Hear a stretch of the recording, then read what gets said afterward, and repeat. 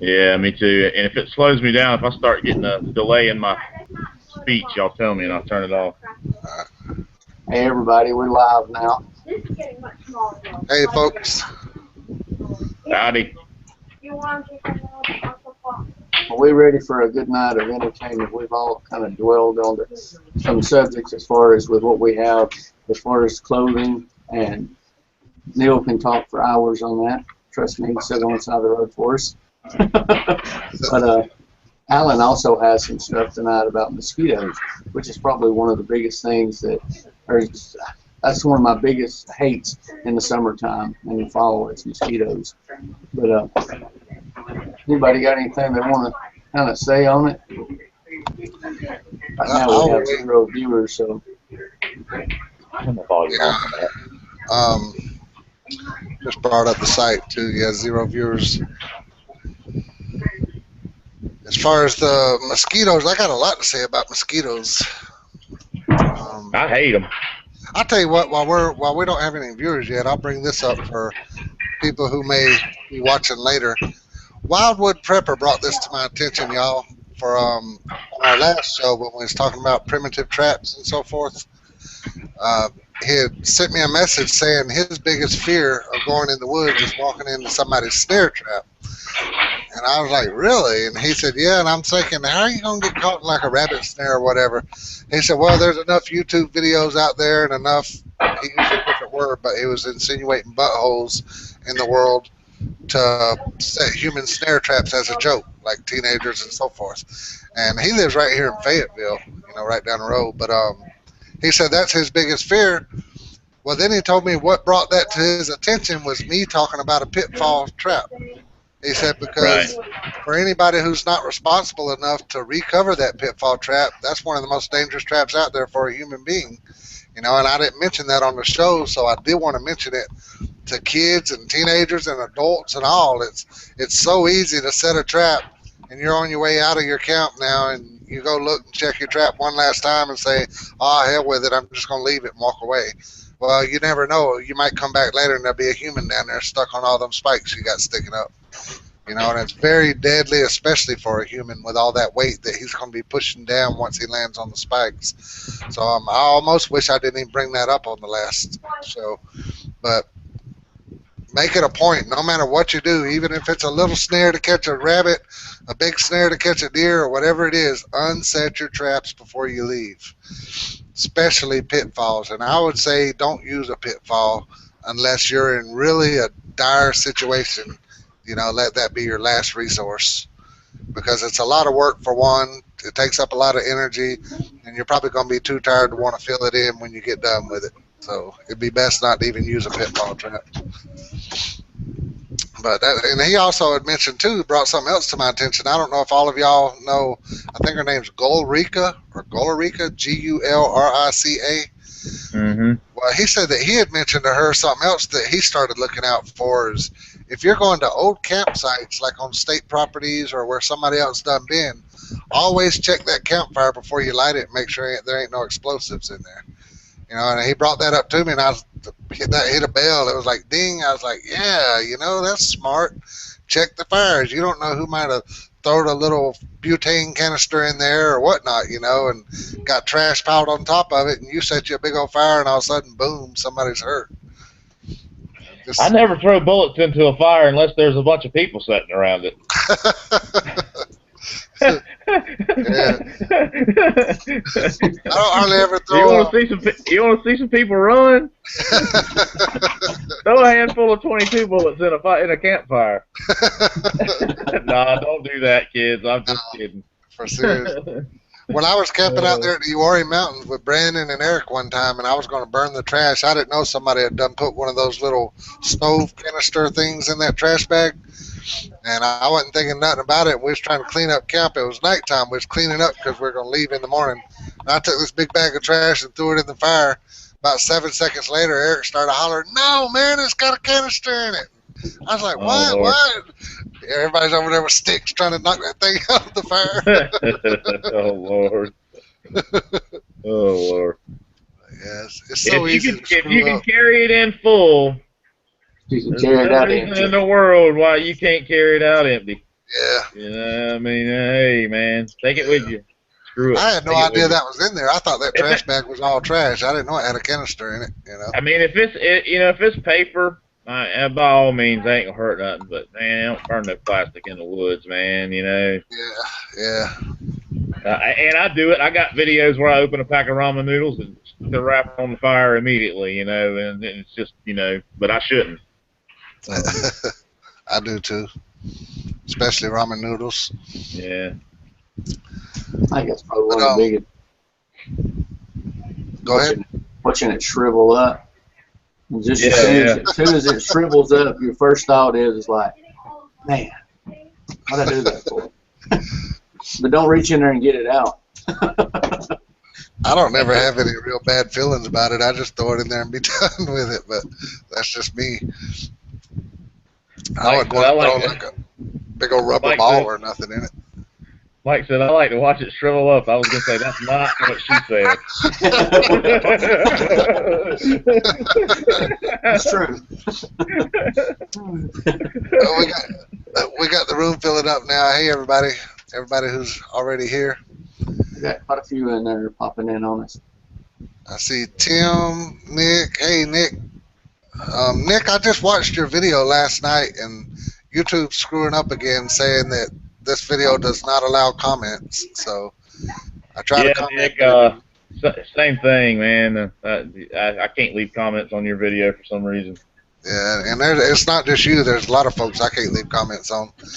But hey, Elmore. Let's see who else we got. Dolly Prepper. What do you say her name is? Tasha or something? Tasha with a T. Tasha with a T. Hey, Tasha. With a T. With a T. With a T. Donnie, same thing for you. I watched your video last night, and I think yours was one of the ones that didn't let me comment on too. Donnie, I like Donnie's. Donnie's a hard charger, man. Yeah, he is. Yeah. He's cool. Weapons machinist Brad. Wow, Brad got here early tonight. Something's up. Rode a scooter in. Got a scooter, or does he got a scooter in the shop? I think he said he got it up, didn't he? I don't know. All right, Mike, it's all yours, man. Mike's got something he wants to go over, and I think if y'all pay attention, it's something really, really neat to learn about. Well, it kind of is, and it's kind of not. I just hope it don't get too technical with it. And so I kind of broke it down into a smaller version to where it's more like for all of us where we kind of understand it. But basically, it's how clothing, when we go out in different climates and things like that, knowing how to dress is what everybody goes out and says. But very few people ever discuss or explain why the body reacts the way it does. And with that being said, we're homeothermic bodies. We're like other animals, and that basically means that we can maintain a stable body back and forth as far as like your temperature 98.2, and then with clothing, it doesn't matter what the outside external temperatures are, our body basically tries to keep that same temperature at all times for us, and it does that by different functions and features. Basically, your body temperature can vary depending on other things that's not climate related or the windows or the clothing or that right there. And one of them is when you're asleep at night, our body changes. It can fluctuate either up or down 1 to 2 degrees just on its own, because it doesn't need to produce all that because we're not exerting any energy or anything of that nature. When women, their ovulatory cycle in women, it can fluctuate up and down too.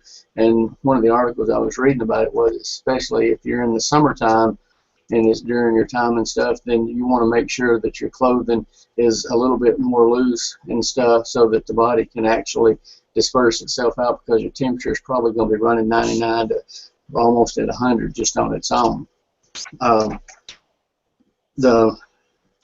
Basically, I had to write most of this down because I couldn't remember every bit of it. But your thermal regulation it's a balance between heat production mechanisms and the heat loss mechanisms that occur to maintain a constant body temperature. So some of those things that makes it important for everybody talks about conduction and convection and then radiation and all this, but nobody really explains what they really are. And heat flows from the hottest temperature to the lowest temperature. You would think that it would start at the lower and go to the hottest, but it doesn't. And an example of that would basically be conduction. You get out in the woods, you're going hunting, you're going hiking, doing whatever it is that you're doing, and you just got all of your clothing on, you've gotten good and sweaty, you've built your body temperature up, it's going good, and then you flop down on the cold ground. Your body's 98.2, the ground's 55 degrees. Where's the heat going? It goes out as fast as possible to the coldest so it can warm it up. So you start losing your body temperature with it. Convection, basically it's another form, and it's a transfer of heat by movement or air or liquid. And when we breathe, we're transferring heat out through the what's it called now? Moisture and stuff out of your mouth and stuff. You're exerting it out. So you're actually dehydrating yourself more in the wintertime when you get hot in the cold with it. There's an example of convection, which is one of the easier ones, and we don't think much about it, but Alan or somebody one had a fan on. That's convection. When that cold air blows across your skin, it changes now your body temperature, how it functions. Because it's saying it's 98.2, you got a cold breeze coming across, it starts slowing everything else down because we don't need, like your radiator in your car, you don't turn the fan on the radiator, what does it do? It explodes because the temperature can't regulate itself up and down. It just keeps pumping heat, making more and more and more heat.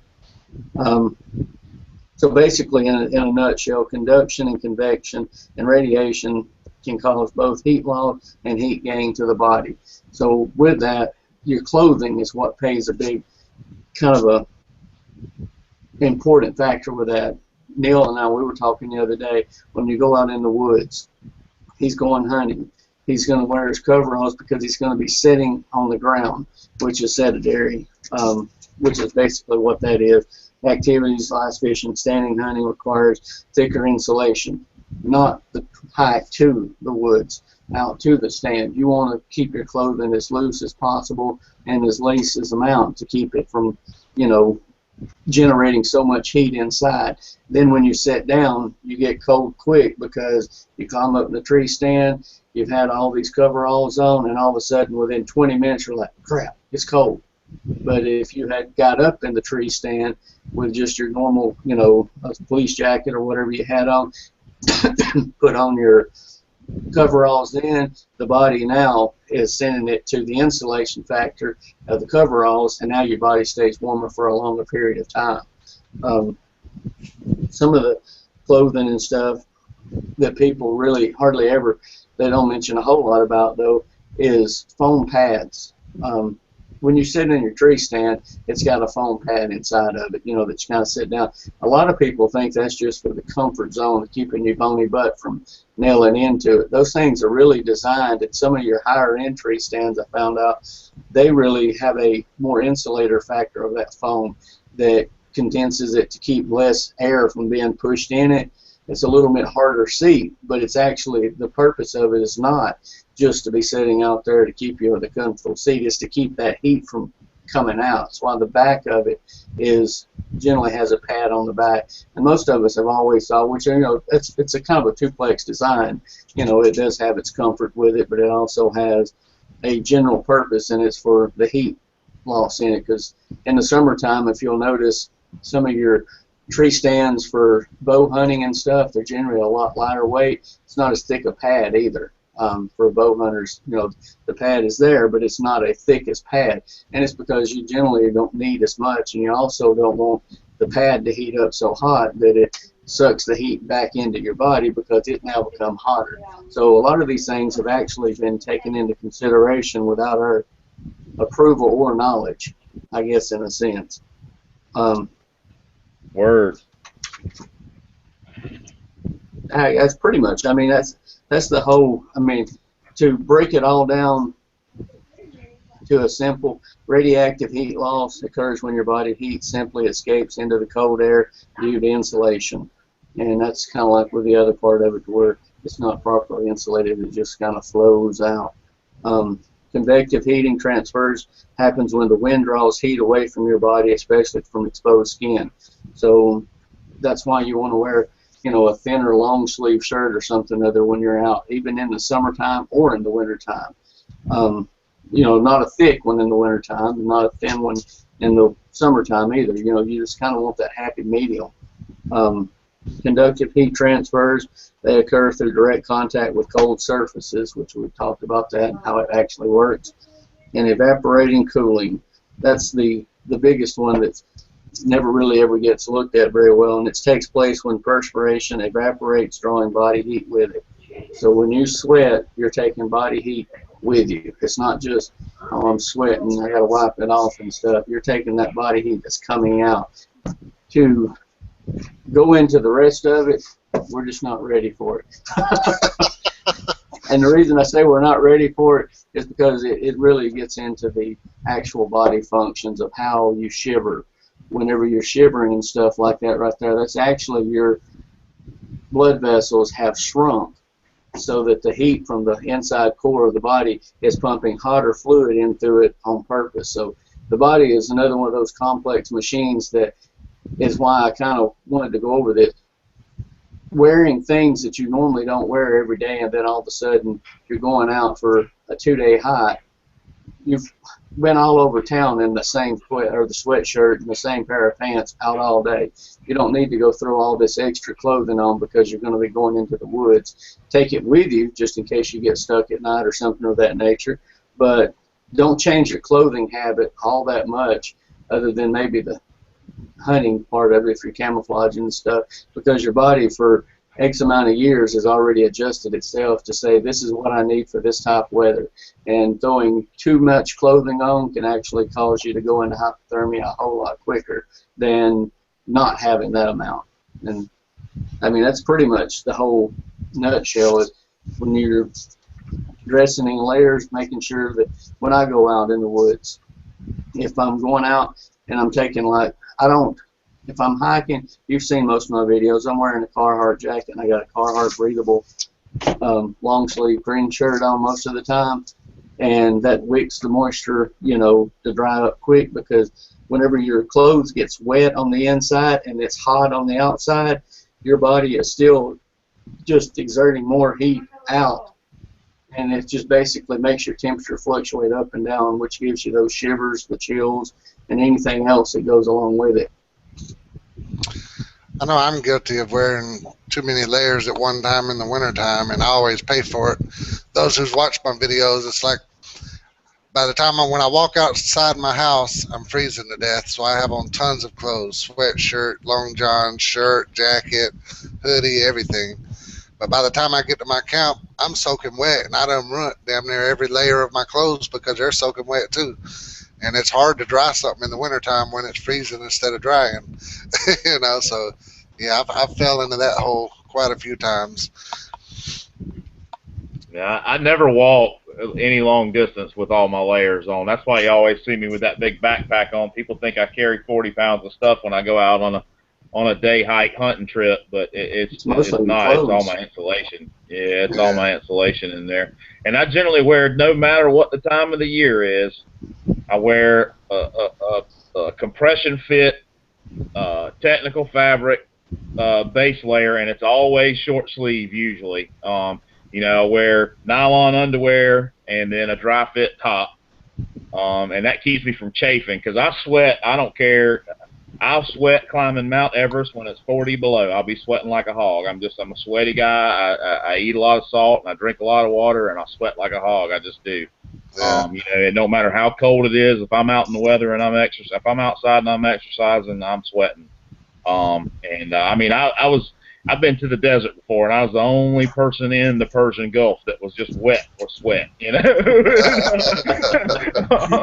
I'd be just to have a steady drip off my nose, And that's just me. So I wear a tight fitting, dry fit, top and bottoms. And then, depending on what it is, everything else on top of that depends on the temperature and the environment and the weather and all that stuff. You go into just, if it's real hot in the summertime, I wear a vented, lightweight shirt and as lightweight pants or shorts as I can find. And in the wintertime, all fall through winter, I just add more insulation, basically on top of that main base layer that it mitigates my moisture for me.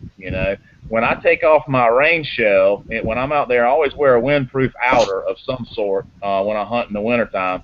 And when I take off my outer shell, my fleece mid layer will have ice on the outside of it every time, you know, because that wicking layer has pushed that stuff through that fleece, and then it's condensated against that windproof layer. You know what I mean? So I Yeah. can literally take off my raincoat, and I usually wear a raincoat. You've seen me in my videos. I usually just wear a raincoat for my windproof layer. I take off my raincoat layer, and then I can take off my fleece, and I can literally shake the frost out of it. You know what I mean? And put that thing back on, and then put my outer layer back on. But for me, it's all about moisture management because I'm a sweaty guy. Yeah, I'm the same way. I sweat like a dog no matter what. Yeah. And I tend to go underdressed, a lot of times, and I just, I sit out there and freeze my butt off a lot of times just because trying to keep the weight, the bulk, and the scent down, everything, everything is related to hunting to me, and every piece of human-made something you carry out there, you're carrying one more thing that the deer might smell, Yeah. So I try to, it's all about that for me, but. Speaking of the clothing thing, I seen a video, I don't know who it was, not too long ago, of somebody that was out in the woods and admitted that they prefer to wear shorts in the woods on summer. And I rarely ever go out in the woods in shorts. And my reason is because I got to fight an army full of sticker briars to get to my camp. And if I wear shorts, my leg's going to look like a whole bunch of people just got hold of me with a razor blade because I'll be cut up bad. You watch any of my videos in the summertime where it shows my legs, and you'll see what he's talking about, because mine are covered in briar scratches all summer long. I dug briars out of me this afternoon when I got home. I always wear shorts in the summertime. It's just too hot for me without them. I think I've done it once or twice out there like that, going out there with shorts on, and I know it cut me up too bad, and it hurts. And then, speaking on the mosquito subject too, now you done went through sticker briars and your legs are full of blood. That's like taking a blow dryer, blowing out all your scent to the mosquitoes. Yeah. Here, I'm over here, come get me. Yeah. But the pros and cons of wearing, huh? With that, weapons machinists talk about staying hydrated. That's probably one of the biggest things that happen in the wintertime is most people do not drink enough fluids. And with that breathing, the hair outside is cold to your body here, so it just makes more evaporation of the dehydrating you basically. Donnie said he don't wear shorts either. The pros and cons, I did a little list of, these are my own pros and cons of wearing shorts in the summertime. Now, this, of course, wearing shorts is going to be up to you depending on where you're at. So I know a lot of people live where y'all got nice, pretty clear woods to walk through, and you don't have to walk through the first sticker briar. But out here where I live, it's bad. You've seen it before on my videos. I think you look for the sticker briars and go through them. Huh? I think you look for the sticker briars to go through. You're almost right, because I know if I go through a ton of sticker briars, I know I ain't got to worry about nobody accidentally walking up on me. Because if they're coming out there to get to where I'm at, then they got a reason for coming that far in. Shorts in the woods in the summer. The pros to me are, of course, it's cooler, or it feels cooler. You can feel the ticks before they actually bite you. You can actually feel them walking on you if you don't have pants on in most situations. Now, there's some, them little itty-bitty ticks that you can't hardly see. A lot of times you won't even feel them jokers on you until they do bite you. Yeah. But I guess with shorts on, I would think you would feel the ticks better and bugs of all sorts. And really, there's not a whole lot of more pros for wearing shorts to me. And if you go for a swim, you already have shorts on, so that's another pro. But now when you get to the cons, you got the sticker briars to worry about. It's easier for the chicks, the tigers, and the spiders all to get closer to your crotch. And that's something you don't want, is to be all laid up by chiggers in between your legs. Imagine walking through a mall scratching and all that stuff. But I figure if when you got on pants and shoes and all that, I figure if the chiggers, mainly chiggers, if they get on your pants, they still got to either go all the way down to where your foot is to get in, or come all the way up to your waistband and get in, which is kind of more likely they'll go down to where your pants are and get in. But chiggers like tight spots, and anytime I've ever been bitten by a chigger on most occasions, it's been somewhere tight, like under my arm, in my waistband, under my socks. It's always somewhere real tight where they're biting you. But it just seems like if you got shorts on, that makes it easier for them to get up to the parts you really don't want them to get to. Hmm. Um, and that's about it. That's all I had on that.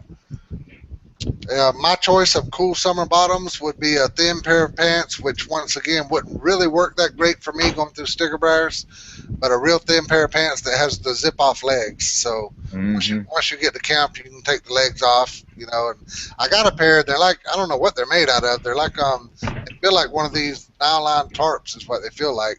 But I know the first time a sticker briar hits that, it'd be ripped up like crazy. So I don't ever You try got to a walk pair of out. Boy Scout pants. Is that what it's called? I got about 5 pair of them. The only bad thing I hate about them is they really don't offer no protection against sticker briars. Yeah, I know. All right, y'all, I'm going to go through this real fast. This is on the mosquito subject, something we all deal with. And this is, I know you would be expecting me to say, here's how to get rid of mosquitoes or whatnot, but this is how to get bit by a mosquito. I found this website that talks about it because I was real curious about on the clothing subject. I know that mosquitoes choose a color of clothing, light or dark. Well, I always thought that it was bright. I thought bright clothes attracted mosquitoes. Well, I was wrong. Dark clothes, and it says especially blue, attracts mosquitoes. All right, I'm gonna read this through right quick just to get it over with, and then I'll post a link to this in the chat for y'all. Some people are real mosquito magnets. Why do some people seem to attract bloodthirsty mosquitoes from all over the neighborhood while others can sit outside all evening without suffering from a bite? These lucky people give off just the right combination of sights and smells. Mosquitoes use their senses to choose a favorite target in the crowd. Here are 10 ways to guarantee yourself lots of mosquito bites.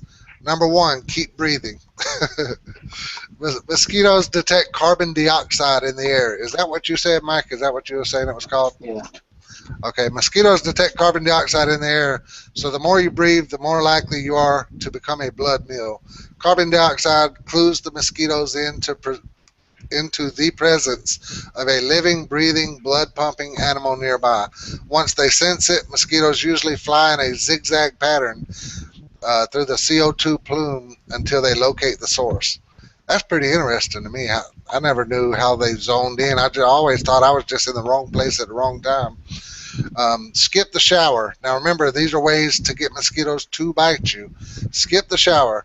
That's right. Bring on the BO. The more you stink, the easier it is for a blood-seeking mosquito to find you. Drop the deodorant, skip the soap, and get ready to start slapping mosquitoes. Run around. Mosquitoes first locate potential victims using their sight, and anything moving will be deemed worthy of a second look. Go outside and flag them down. Mow the lawn. Take a jog around the block. Jump up and down and shout, pick me, pick me. The mosquitoes will pick you for sure. Sweat a lot. Perspiration is the perfect combination of mosquito attractants, moisture and odors. Head outdoors on a hot, sticky summer evening and work up a sweat. The mosquitoes will thank you for it. Stay warm. Think of mosquitoes as heat-seeking missiles. The warmer you are, the quicker they'll find you.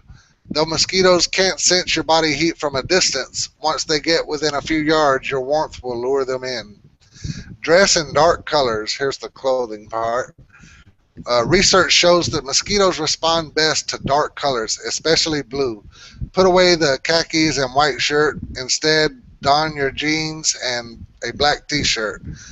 You'll shine a spotlight on yourself that allows the mosquitoes to come in for a quicker landing. So that's really interesting because I always wear dark when I go out there, which I've always thought that the bright attracted them and not the dark. So now I know better. Wear perfume or cologne. And I always knew this. If you just can't bear the body odor approach, do the opposite. Bathe yourself in the strongest perfume money can buy. Floral scents are especially attractive to mosquitoes. Use alpha hydroxy products on your skin. I hope I said that right. Lactic acid, which our bodies produce naturally, is a big draw for mosquitoes. It just so happens that many skincare products contain lactic acid too. and so might help boost your chemistry with these blood-seeking bugs. Look for lotions and creams labeled alpha hydroxy, which provide the most lactic acid.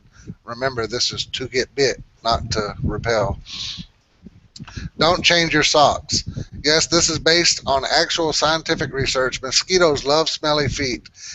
And I don't know if I pronounced this word right. Entomologists, Entomologist, Daniel L. Klein experimented with using dirty socks as a mosquito lure and found his 3-day-old socks were irresistible to them. Specifically, it's the bacteria that grow on human feet that seems to draw a crowd. And last but not least, drink beer and eat Limburger cheese. Studies studies show people who've had a few beers score the most mosquito bites at the barbecue. Snack on some Limburger cheese while enjoying a beer, and you will open yourself up to an all-out assault. Limburger cheese is made with the same bacteria that makes your feet stink. Is it Lindbergh or Limburg? Limburger. So that's Limburg. Limburg. Okay, Limburg. But and that's entomologist. Yeah. Oh, I still can't say it. It's entomologists. I don't even know why they created these words that are so hard to speak. Alan, you're a good reader, man. That's impressive, dude. I can't read that good out loud. I've stumbled all over that. I read till I get to a word that has more than 4 letters. But, well, I did all the no-nos. I just came back from a camping trip. I mean, I just got back this afternoon. I hadn't been home 3 hours, I think. And I did all the wrong things, man. I wore the shorts. I sweated like a mule. I drank beer and ate cheese. But the one thing that I got going for me, and my friend that I went out with, he's part Indian, and he just does not believe in new age, newfangled products. He tries to do everything. You know, he eats garlic pills and tries to do all the stuff to do natural bug repellent. He does not believe in DEET, but I stayed covered in 100% Repel 100 the whole time I was out there. And, you know, I think if you licked my arm right now, you'd start tripping. I got so much of it on me still, and I already showered since I got home. But it's, you know, that's my kryptonite for the mosquitoes, man. 100% DEET. Sawyer's, Muskol, L 100, Off 100, any of that Sportsman's formula is 100% DEET, man. And you know, I just bathe in it. I really do, and I use the Sportsman's formula with no scent. Again, I don't want the deer to smell it. You know, I just that's my thing, man. I cover myself in DEET and I keep them off of me. Now I pick ticks off of me all summer, but it's not when I'm playing in the woods. It's when I'm weed eating and doing tree work and things of that nature, you know, when I'm in a bunch of tree limbs and stuff like that, running a saw and stuff like that, and that's when I'll get ticks on me usually, not when I'm out in the woods hunting and stuff. But on that subject of the deer and the scent be gone and the stuff you use to repel mosquitoes, in deer hunting season, which you don't got to worry about mosquitoes in deer hunting season, but I'm curious, I guess you would in October. You know, Lord, yeah, them things jump you off, man. Yeah, even on a warm day, we have those, you know, we have those Arctic mosquito hatches up here in western North Carolina. They fly in clouds. You can't even open your mouth, you know. Yeah. Well, I'm out here in the swamp, so you can imagine what we got. But on the repellent, when you put on your mosquito repellent and you're going deer hunting, and then you put on the no scent or whatever you're going to wear to take away your smell. Does that still leave the mosquito repellent active, or does it do away with whatever makes it active? Yeah, my mosquito repellent's the last thing I put on. You know, I take a shower, I use baking soda, I use non-scented deodorant, I wash my clothes in sport wash or baking soda before I go out there. The only thing I spray is like my hair and my hat, because it usually stinks because I get sweaty when I'm walking. And then I'll spray the armpits and the crotch of my clothes when I get up in the stand, and my boots. I spray the heck out, even though I wear rubber boots. I spray them until they're dripping wet. That's really the only thing I spray with that nonsense, with that scent killer stuff. Everything else is already done. But I just be darned if I'm going to sit up there and let mosquitoes gnaw on me in the name of not smelling. I just spray the mosquito spray and hunt the wind and hope that it works out for me. Do you use the thermocell? Hey, I've used one before, but I'll be honest with you, I've had deer. I hunt on the ground a lot, and the first time I used one on the ground, I had deer come in downwind of me and blow hard and run off, and it had to be that. The only thing I was doing different that day was the thermocell. Right. And I hadn't. If I'm hunting real high in an established tree stand, in a lock on or something, and it's 30 feet, 25, 30 feet high, then I'll use one. They work though. There's no doubt about it. If the wind's not blowing, they work good as anything out there. They really do. It becomes expensive though, because I mean the refill cartridge is what, $10, and you get what, 3-4 hours out of it. But if we've had a real wet September or August, and I'm hunting in September down in the swamps in South Carolina, I mean it's worth it. I mean it's worth it. I got videos. I've never uploaded them, but I got videos with both of my knees black with mosquitoes. They'll land on you wherever your clothes are pulled tight, Anyway. I know coming out of the woods sometimes when I'm going through some of my heat exhaustion trips where I dang near die out there, I'll be coming back or trying to make it back out of there, and I keep trying to push myself, and y'all know I can't go but so far in that heat. Well, I'll actually fall down and just lay there and breathe, and I'll get to the point where I don't even care to move anymore, and I'll look, and there'll just be mosquitoes all over me, and you can see them getting fatter and fatter and fatter. I just lay there and look at them because I'm too tired to swipe them off. I got a bug tamer jacket too. While we're on the subject, I gotta talk about my bug tamer jacket. It's got no-see-um mesh, and then it's got like 3/16 rope net underneath that. Huh. And then it's leafoflage on the outside of that. And so what it does, that rope mesh holds it away from your skin further than a mosquito's sucker stinger thing is long. Huh. So they literally can't reach you. They can land on you and probe around, but they can't reach your skin, with that thing on. Something like that really expensive. Yeah. A suit's, it's a couple $100. But Shannon's Bug Tamer, you can look it up online. Shannon's SHANNON 'S Bug Tamer suit. Anyway, that's a real good tool to have if you do a lot of hot weather hunting. Like I go down to South Carolina and the season opens August 15th down there. Yeah. And if you're doing a lot of hot weather hunting, it's a good way, to repel bugs and not have to smell like bug spray. While we're still on this mosquito subject, I've seen times where when you were out there before and you didn't have your mosquito repellent with you and you made some and you said it actually worked. What was your ingredients and how did you make that? And how well do you think it was accurate? How well you think it worked? Well, first of all, in the spring we don't. That was a turkey hunting trip that I went on up in the backcountry, up in Pisgah National Forest, and I was 2 hours, literally 2 hours walk from the truck to my camp, and I forgot my bug spray. I just get in a hurry, and my pack wasn't packed, and I just didn't have everything right, and I forgot my bug spray. Well, in the springtime like that, the mosquitoes aren't the big deal around here. It's the gnats. We have biting gnats, and they'll put whelps on you. I mean, they'll put huge whelps on you every time they bite you, and they're vicious. But they only come out in the spring. They only last a month and a half, and they're gone. It's a seasonal thing. But I got up in there on a hatch of one of those gnats, and they were tearing my butt to pieces. I mean, I came home literally with hundreds of bites on me. And I made sassafras. If you guys have never, natural mosquito repellents, there's a bunch of them in the woods. The best one that I've found is sassafras. So I always wear a net hat, and you can take those sassafras leaves and you can, I'll go ahead and throw a Pathfinder term at you, macerate them. By the way, do you know what macerate means? Macerate means chew.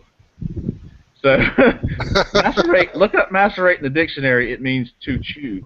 But anyway, I'll rough those leaves up and I'll stuff them in my hat. And in those net back hats, your heat will emit that smell out of there, and it really will keep the mosquitoes away from buzzing around your head, in your ears and stuff. But I took it was in the canopy wasn't out on the trees yet. There was no leaves on the trees yet. So I took the bark off of the saplings, of the sassafras tree, and then I took some bark, some inner bark of the tulip poplar. Which, if anybody's ever messed around with tulip poplar, it smells real lemony. The Candian layer of tulip poplar smells real lemony. And I stewed it down in my canteen cup. And I got a good video on it. It's actually a pretty cool video. There's some real beautiful footage, scenery and all in that video too. But anyway, I took that stuff and I filled my canteen cup about halfway with this scraped off. I scraped it off with the back of my knife. The thin, new growth bark, and I stewed it down in my canteen cup until it was syrup. And then I used that as a bug spray, and it worked really, really good. It didn't last very long. I had to reapply it about every 30 minutes. But it got me through that trip and I was out there for 3 days, turkey hunting. It got me through that trip without having to walk all the way back to the truck. Huh.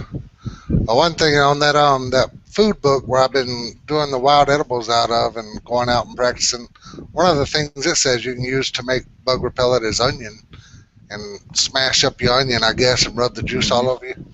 Mm-hmm. I tried that, and it did seem to work. I only tried it once when I was outside and fishing, and it did actually seem to work while I was fishing.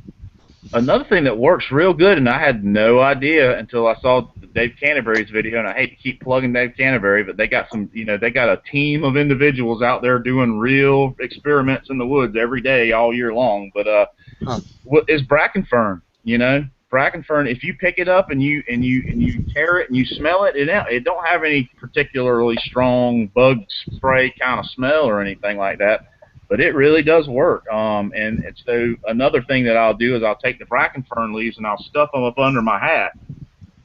With the stems of them, I'll stuff them up under my hat and pull my hat down tight on them and let them bracken fern leaves hang down over me like that. And that'll really keep them off of you too. It really works good. Dang. None of that stuff lasts long. You know what I mean? It doesn't have a long lasting, like that thick, oily, 100% DEET does. That's why I use it. That's why it's so convenient and it lasts a long time. Even when you're sweating, that get the good oily stuff. It'll stay on you a good long while. I think if you eat a lot of garlic, that's supposed to keep them away too, ain't it? Yeah, that's what my best friend does. He eats garlic. He eats ramps. And he's a real big advocate of. He wears patchouli oil all the time. And that has some, I don't know if y'all know what patchouli oil is, but it's basically, it's hippie perfume. It's an oil to keep their body funk from smelling up the whole room. I'll tell you real quick, before we get off that subject about patchouli oil, how you say that? Mm-hmm. And this is bushcraft related because we're talking about patchouli oil for mosquitoes. All right. So I can go ahead and say this. When I was in jail one time, and my cellmate, that was after they made it where we weren't allowed to smoke cigarettes in the jail anymore. And so my cellmate, he had a friend who was hippies. And he said, I can get so-and-so to send some patchouli oil. And I was like, what the heck is patchouli oil? He said, they won't smell the cigarettes once I get that in here. Well, he got the letter a few days later, and they slid the letter under our door. We were in two-man cells. I smelled it before he ever even opened it. But once he opened it, it's like I was sitting there crying. I mean, tears was just, I wasn't even trying. Tears. That stuff is the strongest stuff I ever, and it has a almost enjoyable smell, but it's definitely a good disguise to disguise any other odor. I've always been fond of the smell myself because I like hippie chicks, but it's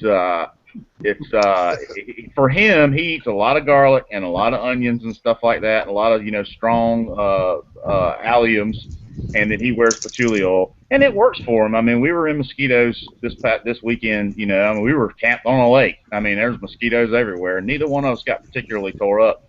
He used his method, and I used mine. He went old school and earthy, and I went new school and poison. And it worked out good for both of us. So.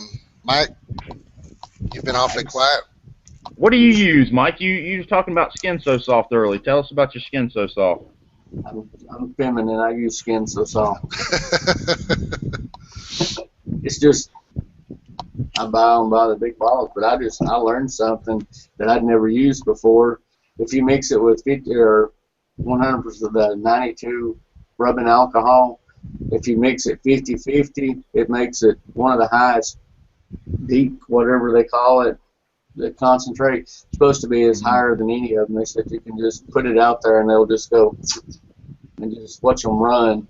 It's almost like a poison straight to them. I don't know why it is, but that's what I use. And one, it's also an oil too, so it keeps me nice and soft. And I think the main thing that anything that smells strong like that does is it masks those gaseous chemicals that we were talking about earlier. Yeah, it masks those gaseous chemicals that your body emits, and it can. I know I can put it on, and I can go out in my garden and be just fine and dandy with a pair of shorts and no shirt, good to go. Mm-hmm. Don't put it on the next day. I've just about got to put a whole new layer of hide on because I done scratched it off. Exactly. I've had people recommend that to me a lot, that Skin So Soft. I think the other good thing about Dean Moore's wife sells that stuff. Yeah. Huh? I said Dean Moore's wife sells that stuff too. Yeah. Anybody who's knows Dean. It's like $6 for 16.9 fluid ounces, and if you mixed it with 50-50 on it, so it'd give you what, 33 fluid ounces for about what, $7. Right. Counting right. Yeah, that's pretty good. And I mean, and the good thing I like about it is it's over there in one of my things for the summer bags. I've got a Ziploc bag. I just soak the rag down with it and throw it in the Ziploc bag, and I just take a rag with me. I just wipe it on, and I'm good to go. There you go. That's a good idea. After you said that, it made sense to me about that carbon dioxide. I guess that's what it does. It really masks that sin away, to keep it up.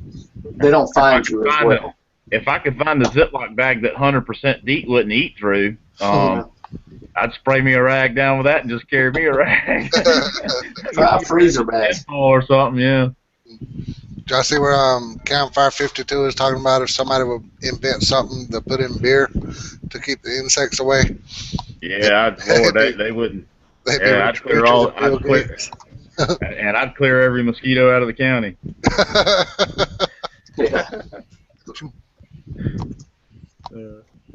Especially if you could put it in bourbon.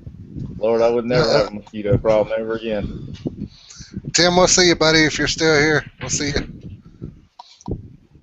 We got about 12 minutes. Anybody else have anything to add about that? If not, I'd like to. The comments are wild over here about it in the beginning. It's kind of one way. The show alone, what's y'all's take on that? I think we've all three watched it now. Did you get to watch it? That's a good. Yeah, it was real interesting, and I'll tell people, watch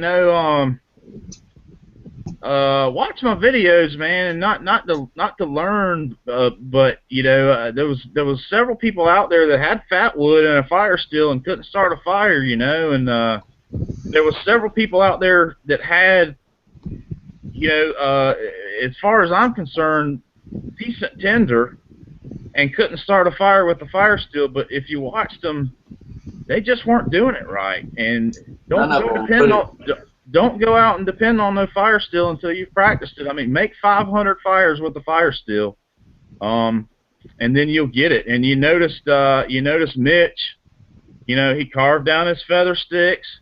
He did his little scrapings. He did his perfect little one-stick fire, and a couple strikes. He had a blaze going, but and the only reason why is because he knows how to use a fire still. That's it.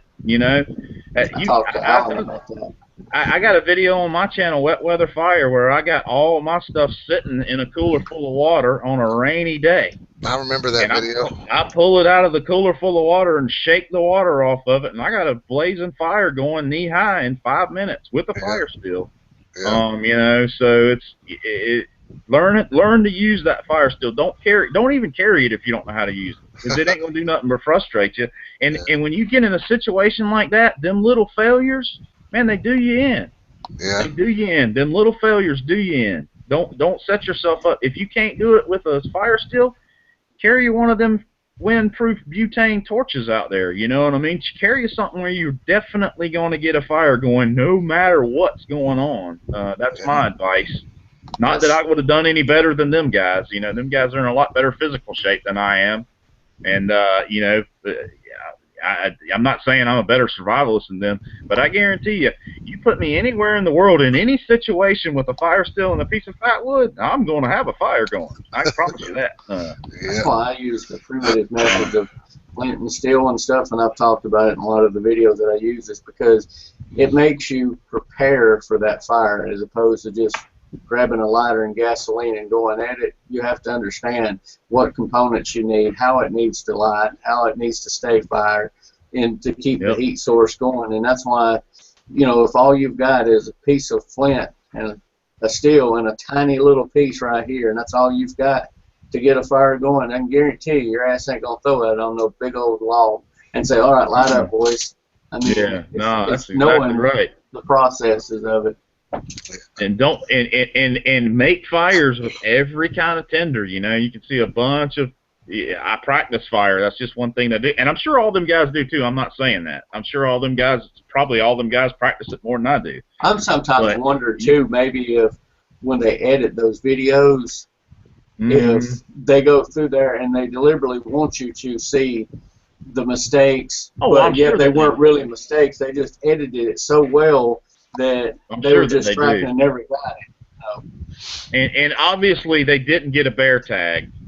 No. And that kind of pissed me off because, you know, out there on that I can't never remember the name of the island, but you know, that's Vancouver Island is a world famous black-tailed deer hunting destination and black bear hunting destination. World famous. Vancouver Island, I mean, you watch all the pros, they all got a Vancouver Island show, you know. So obviously they didn't get a bear tag because I'd have been grilling bear steaks the first night. You know what I mean? I just wonder if they didn't, because they were allowed to take a bow and 6 arrows. And I was just wondering, those that didn't choose to take a bow, I mean, to me, I'm not saying that, to me, that's a weapon. That's a distant weapon. That's a whole lot better than, you know, stick, you know. But to me, that would be one of the necessities that I would definitely make sure, you know, that I would have. But I don't know the reasoning behind why one didn't and why they went up, you know, chose not to. If you're not a bow hunter, you ain't got no business out in the woods with a bow and arrow, because all you're going to do is wound an animal, and especially if you don't make a good shot on a black bear and he's in a tree above you, you're going to get your ass beaten up. He's on you. Yeah. So I mean, you need to be able to hit that.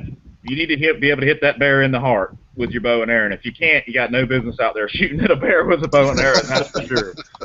But you know, and I would understand local game laws would say, you know, if these guys can use a bow effectively, sure they can bring one. But you know, you don't want to go buy a bow and go out on a survival trip having never bow hunted before. That's for sure.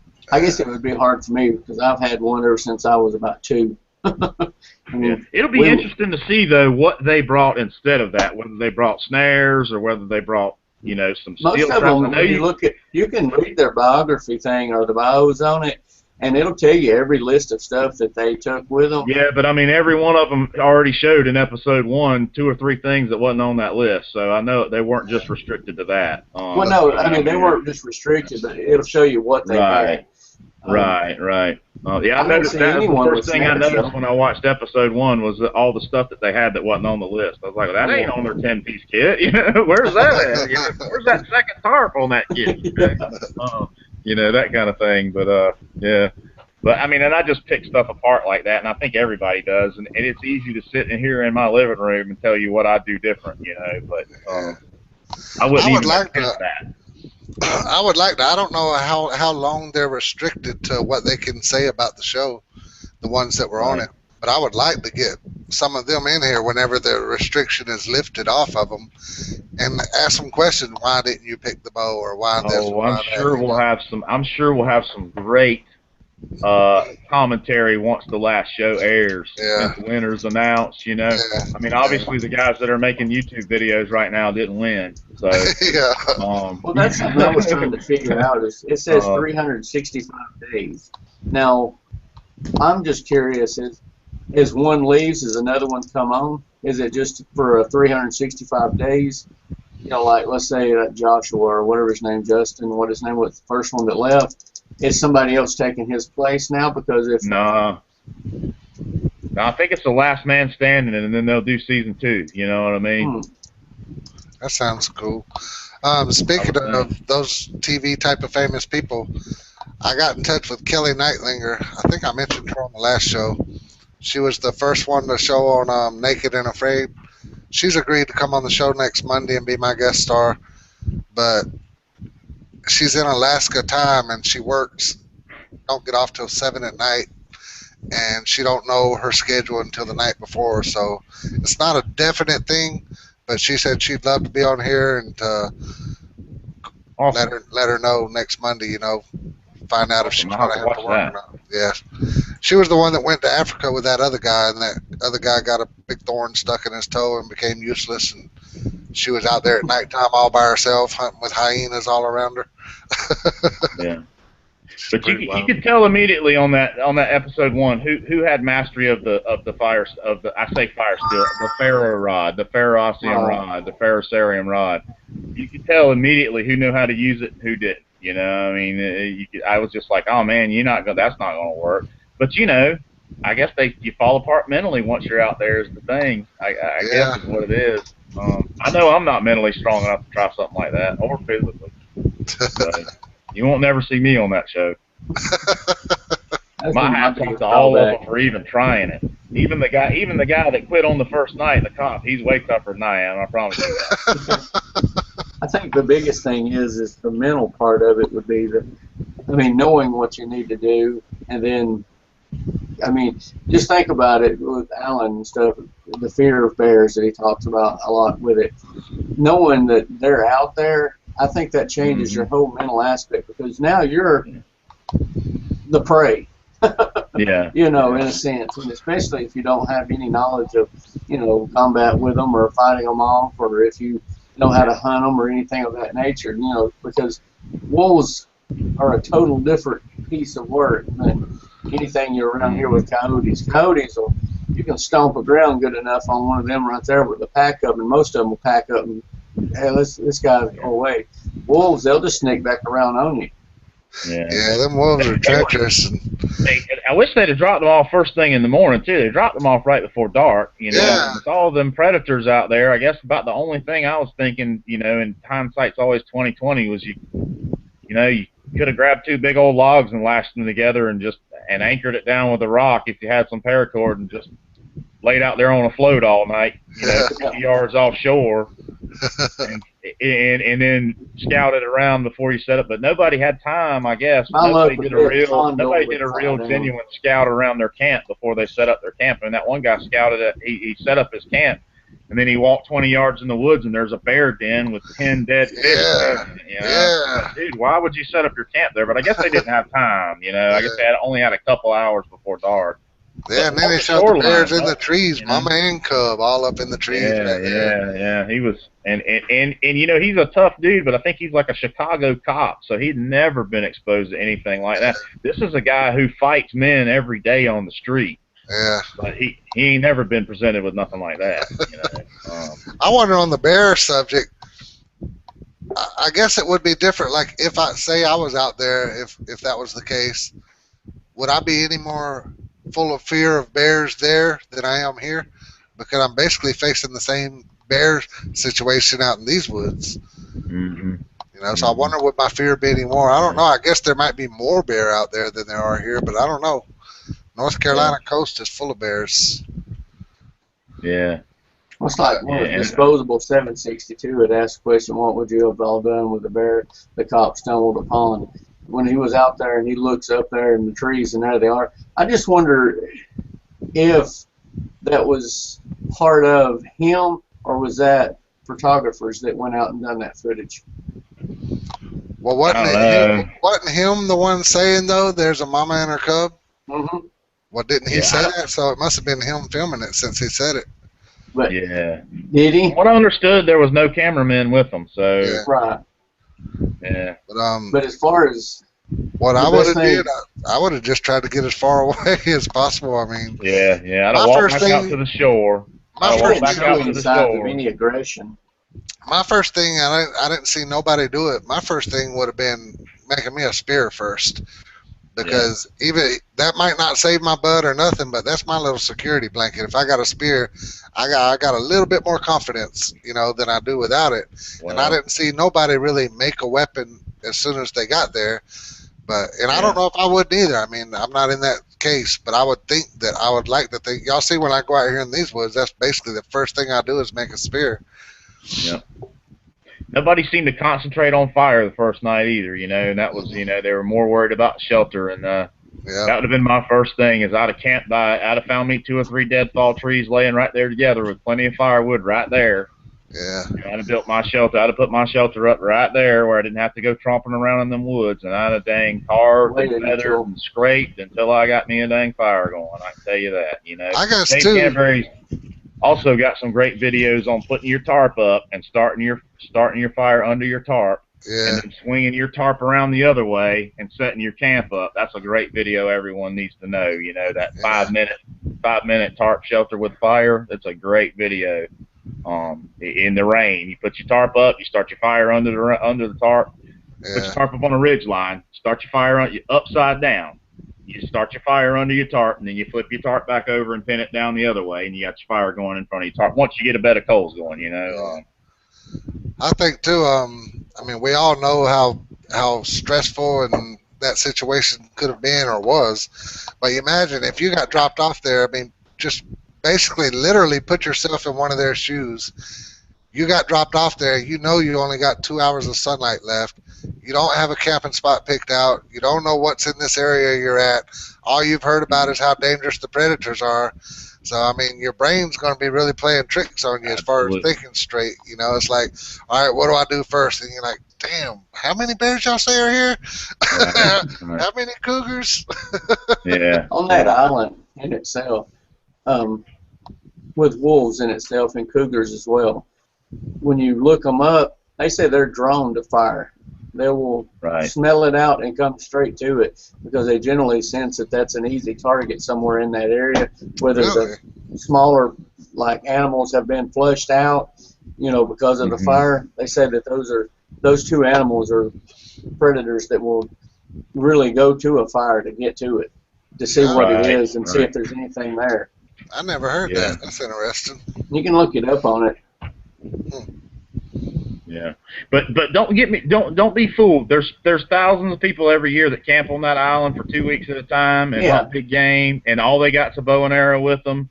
I think local game laws are like a lot like they are here in North Carolina. Unless you got a concealed weapons permit, you can't carry a firearm during archery season on government land. It's not allowed. right. If you're out there archery hunting with an archery permit, the only thing you can be carrying is archery equipment. You can't Yeah, carry a gun.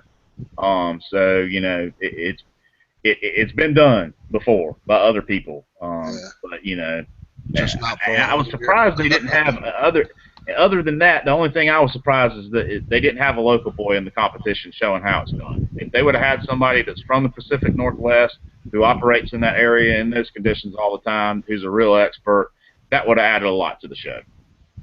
Well, I think too, though, if you had 10 contestants that were 100% just going to do everything the correct way, there would be no show.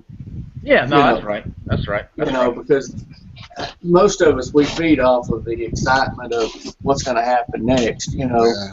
Yeah, yeah. But it was wild, man. I was just like, man, I just can't imagine. And I'd be the guy standing there when the plane took off, going, "Oh my God, what have I got Exactly. myself into here?" Oh my holy cow. We You talked know, about it the other day, and there's so many factors that we think we could do this, and that, but when we really just sit down in the rocker and rock back and forth and focus on exactly what they're going through, your mind then changes to, it's not the same scenario as, I right, want to do this forever. right, right. And cougars, I mean, you can't kill a cougar up there. You know, if you kill a cougar in the Pacific Northwest, you better have some scratch marks or some bite marks on you. I mean, those are like once in a lifetime tags.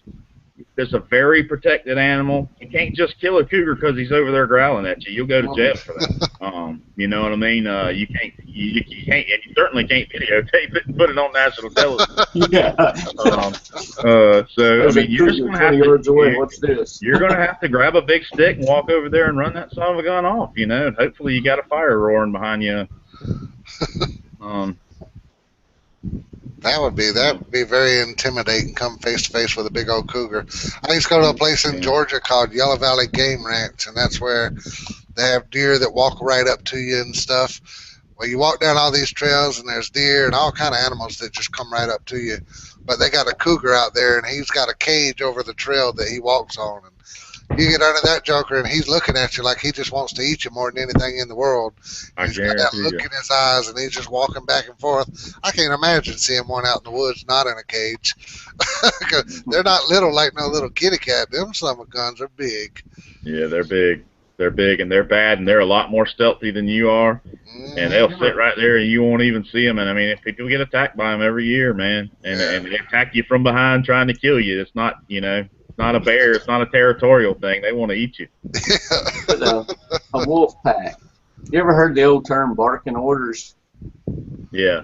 And generally, the alpha sets back away from it, you know, away from the pack in itself, and tells them and gets them to correspond to what he wants them to do. And with that being said, they say, you know, that's the first thing is you look for that wolf that is basically non-aggressive as the rest of them are, and that's the one that you want to get to as quick as possible. Yeah, and dogs are different than cats. You know, it's dogs are. I spent enough time around police dogs. I spent some time. My roommate was a dog handler for several years, and I used to catch his dog and go. I stayed at the police kennels all the time, and I've wrestled some big 120-pound shepherds, buddy, and put them on the ground. But if you walk into that situation with your chest poked out, making a lot of noise, beating a stick against a tree and all that stuff, they sense your dominance. Even wild dogs, they will. I've never been around wolves, you know what I mean? But it's just when you're out there dealing with wild predators, there's two ways you can go about it. You can be cowering and fearing for your life, or you can be letting them know that you're the top of the food chain. Yeah, I'm the top of the food chain now. And I'm not saying I'd be able to keep that mentality if I was out there in their situation. I'm not saying that, but there's only two ways you can do that. You can cower and be scared as you can possibly be. What was that? You know, or you can come out of that tent saying, "Get out of here!" You know, and nobody did that. That's right. Yes, I were Mitch said, "What the hell was that?" But I can tell you very seriously that I've had bears sniff on the side of my tent before, and I slapped the side of my tent as hard as I can, and I come out of that son of a gun 100 miles an hour yelling and clapping my hands, and them bears don't stop until they're out of hearing distance. You know, they break every bush they run into, you know, trying to get away. That's different now. I ain't Vancouver Island. I'm talking about bears up here in the national park, you know. When I'm out there sleeping and camping, and every time I hear a noise, I go straight to holler, "Get out of here, bear!" Yeah, never hear that on video. I let them know I'm here. Yeah. But yeah, I'd love to go up there and spend 2 months hunting blacktail deer and get paid $500,000 for it. That'd be awesome. Yeah, that'd be sweet. I'm real curious. I'd be building all kind of deer stands. I wouldn't have them trail cameras on my camp, buddy. Them trail cameras would be on deer trails. Yeah. First night, I'd have 6 of them suckers out, and the next morning, I'd be checking and finding out where that buck's at. What is there? Hey, can y'all send that feedback over here so I can see where that thing's going there? Yeah, exactly. What is their purpose of the trail cams? I mean, they don't get to view the trail cams while they're out there, do they? Well, some of them have viewfinders in them. You can replay stuff, but most of them, they all work on SD cards, so I'm sure they could have viewed it, you know, through their cameras they were using. Or nowadays, they all work through SD cards. Some of them. I've got one that's Wi-Fi, but you can't afford to use it because I don't have any of those yet. Yeah. Well, you can't really afford to use them because your Verizon bill that you would use for it, it costs you $1,000 a month. Yeah, my buddy Josh has got one. It's got a solar remote and a antenna off of it, and when it takes a picture, it'll email the pictures to his computer. It's pretty cool. Pretty cool deal. Donnie said he wouldn't cry on camera, or he don't know if he'd cry on camera. Yeah, I'd probably have a problem with that too, Donnie, crying on camera. I'd cry on camera. I'd say, look at the size of that boy. I can't believe I killed a buck like that with a recurve bow in Vancouver Island. Thank you so much, History Channel. This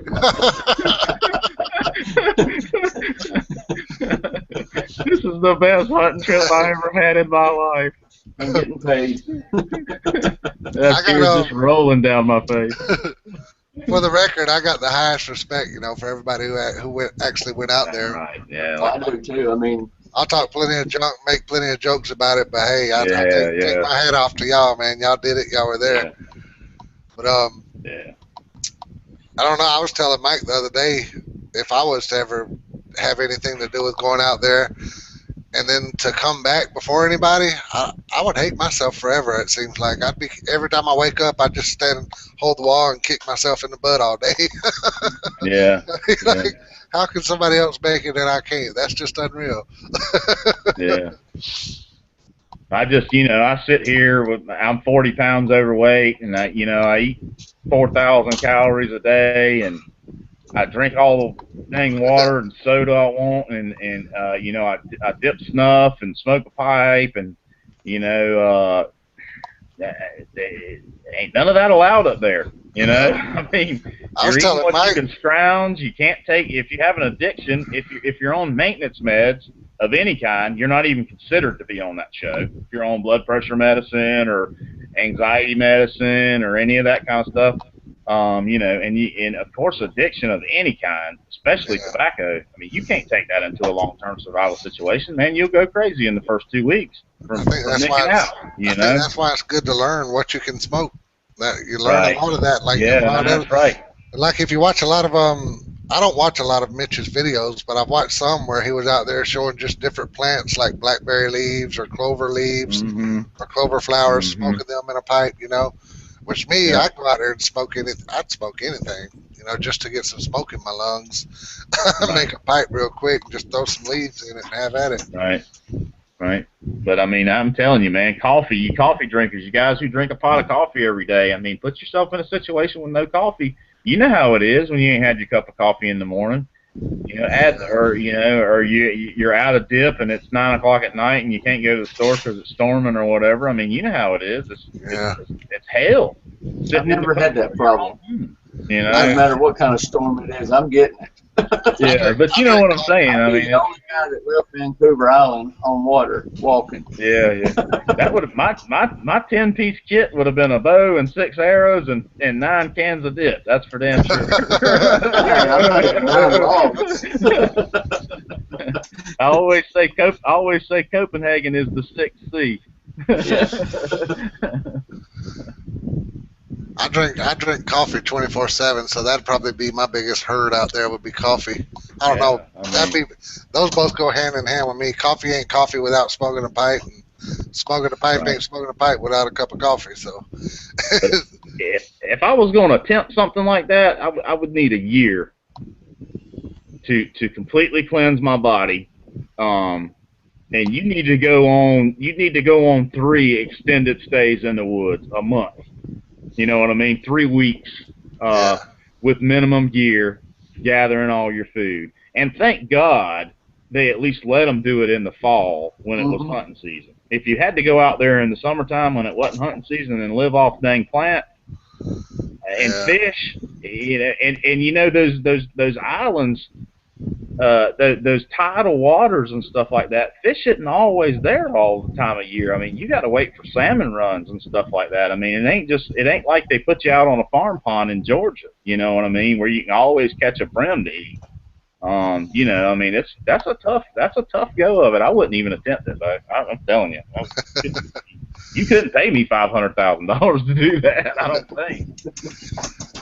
Me and Mike was talking about it. Well, first, I want to say that I was very proud of Mitch out of all the people out there because, You know, everybody else is showing all their struggles, and all of a sudden Mitch is sitting there by a fire eating, and he was the only one sitting by a fire eating. So I'm real proud of him for that.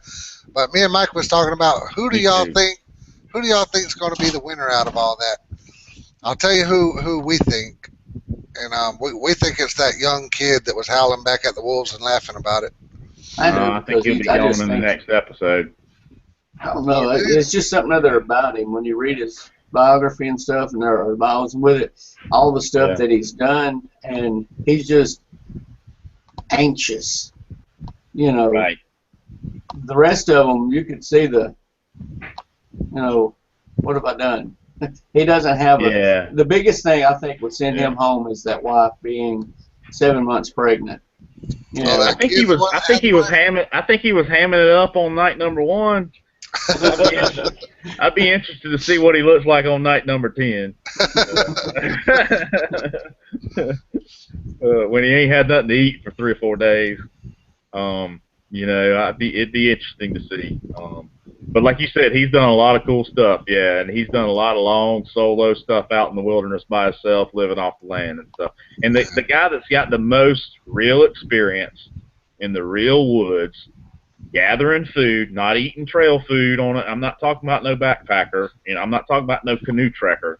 I'm talking about the guy that's got the most experience hunting, sleeping in the woods, dealing with wild edibles, and dealing with predators, and that's the guy that won. I don't know who it is. But the guy who's been there and done that, he's the one that'll win. You said this guy's going on the next episode. How do you know that? Oh no, I'm just saying.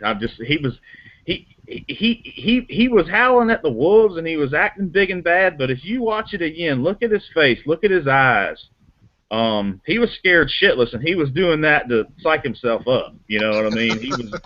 He was trying to beat that mental fear, which is good. I mean, that's better than some of the other guys. Some of the other guys, the fear took them over immediately. I kind of looked at him like just a. He was fighting it hard.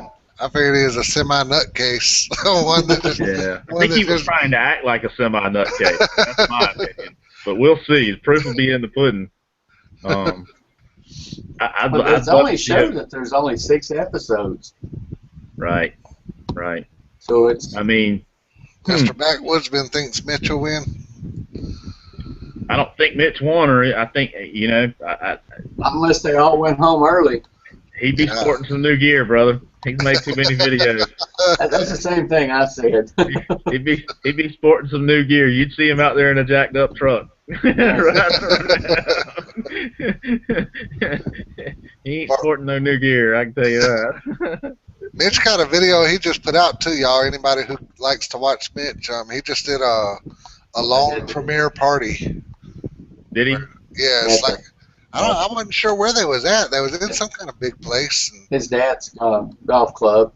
Okay, he had a party there. It was pretty neat, the little party they threw for him. They had a picture of him out. They even had one of his actual feather sticks that he did a long time ago, and I guess his dad or somebody snagged it and never got rid of it. And they lay all these memoriam stuff, pictures of him all out on a table. It's just real cool to check out what they're doing for him. Check that out. Yeah. Rich the Ridge Hunter told me they got paid regardless. Everybody got paid. Yeah. It's not $500,000 or nothing. He said everybody got paid, and he told me, I was talking to him 6 months ago about it. He filters a lot of survivalists through his Around the Cabin website, and we were talking about it one night, and he said, no, you get paid. It's not win it or nothing. He said, no, they're going to pay. They're getting paid, and they're getting paid well. So. Well, that's something me and Mike was wondering. Like, while you're there, are they sending your wife a check to make up for you not being home? From what I understand, and he got that from the producers. So he said that they were getting paid while they were out there, and they were getting paid pretty good. And then what about you probably don't know this, but you're going to get residual royalties from the show for years. I mean, we was wondering too, like if you're going to stay out there for a year. For one, we guessed they probably bring a supply of camera batteries ever so often. And if that's the case, do they allow you to write letters to your wife to drop off where the camera batteries are? So you can tell your wife. I think that was. That, and Mike said you got to tap a button every morning to let them know you're alive. Do they contact your wife and say, yeah, he's alive every morning? It's just. They probably do that, but I doubt they'd let you have very much interaction with your family, because that would be a morale booster that could win somebody $500,000. But the old loner dude with no family, he ain't got that. I mean, that could probably. My wife is all for it. If I was to ever go that route, she'd kick my butt out the door to do it. I'd love to see you do it, Alan. I'd love to see me do it too. I'd love to see you do it. I wish I had the time, and I'd love to even do something like that just here, but who can go out and stay in the woods where you got a family life, other than something like that where you're getting paid for it. But like me, I'd love to go out here and stay in the woods for 30 days. How's that going to work out, with my wife busting her butt at work every day to pay the bills? I have a hard time, spending 5-6 days a month out in the woods. A hard enough time. I mean, I actually spend more than that, but I sacrifice a lot, boy. There's a lot of work piles up around this house. Yeah. I'd come back home, my grass would be over the roof. Yeah, exactly. Either that or it'd be nice and neat, and it'd be the new people living here, and the wife done left. Yeah. We're off. The show's over now officially. Anybody keeping up with my situation? We put in the offer, and they accepted the offer today. So all systems are go for that new house we're getting. Sweet. The only thing that's gonna hold us up though is that garage had that wiring that got to be fixed before USDA approves it, and the guy said he would fix it, but that remains to be seen. What's the deal with the wire? Well, we got a USDA loan, and they got all kind of restrictions when you go through USDA. But I mean, what is the actual deal with the wires themselves? What's the problem with them? I could fix it myself. All it is they just added a brand new 2-car garage to their house, and they put the sheetrock up. It's not even completed. The sheetrock's not painted or nothing, and they put all the little spots where the outlets would go, and the wires just sticking out where the outlets should go. They never put any outlets in, and so USDA won't approve that. And I can't get in there. They won't let me go in and fix it. The owner's got to fix it. So I would call the owner personally and say, leave the key under the mat. I'd go buy me a few outlets, and I'd go put them outlets in, and tell him to call them and say, yeah, I had an electrician go fix my outlets. Go look at it. Yeah. I don't know how to get in touch with the owner. I had to do that. My wife. When I bought this house, I had to do a lot of stuff like that. There was. Yeah, we got a basement that's real leaky, and so where the stairs go down into the basement, the bottoms of them was rotten, just from the moisture, on the concrete slab down there. There was wiring issues. There was several things. I can't remember them all now. It's been 10 years ago. There were several things that needed to be done, and that was holding us back. And that's exactly what I did. Is I called the owners, and I was like, y'all leave the door unlocked. I'm coming to fix all that stuff, and I did. I spent 2 days in here fixing stuff, and then I called them back and said, all right, all that's done, and then they got the home inspector came back out and looked at it, and we got approved, and bought the house. That's pretty commonplace, man. You should look into do it. Can you ride over there on your scooter? How far away is it from you? Yeah, I've been over there on my scooter. It's about 23 miles away from where we're at now. Right. But I did go over there on my scooter, but I don't know how to get in touch with the owner. How did you find out who the owner was? Because all we can talk to is the realtor. We got 2 different realtors. We got a realtor. Here's the thing. We got the realtor that's on our side and the realtor that's on his side. That realtor that's on his side is not going to get his commission unless he sells that house. Call him personally and talk to him. I know. I got in trouble for sending him a damn email. For the realtor? Yeah, because we have another realtor. The first my wife contacted them because we didn't feel like our realtor was working fast enough, and we asked our realtor to go tell them that if they fix the wire and stuff and make it USD approvable, we'll buy it. Mm-hmm. Well, our realtor came back and said, well, he's in no position to fix it. Well, then 2 or 3 weeks later of looking at all kind of other houses, I emailed the realtor to that house, and I said, hey, my name's Alan Hobbs. My wife is Tracy Hobbs. I said, we'll give you the price you're asking if you can get that guy, whoever owns that house, to fix the wiring so it'll pass USDA. And he wrote me back and said, I did speak to the owner, and yes, he is willing to fix it. Well, then the very next day, I got another email from him, and he said, I'm assuming Terry Gavin is your real estate agent. And then Terry Gavin had contacted my wife and just kind of fussed her out and said, you don't do that. That's a total disrespect to me. You do not talk to another real estate agent when you're under a contract for me to do yours. Bullshit. Yeah. I mean, are we still alive? I'm sorry for cussing. Yeah, we are. I would email that. I would email that realtor back, and I would say exactly this: do you want the commission or not? I'm willing to fix the wires. I want the house. We're in a tight spot. We need to get out of our house. We need to get out from under our loan we got right now. We need this place. Do you want to sell the place or not? Period. Yeah, Please don't tell my realtor that I emailed you, but I'm willing to go fix it so we can do this deal and you can make your money and I can have my new house. Yeah, I ain't got no problem. I sent them another email. I done told my wife we can fire this one we got for all I care. Why do you need a realtor if they got a realtor? Are you paying closing costs or are they? Well, that's what our offer was. We'll pay their asking price, which is $72,500, and they pay closing.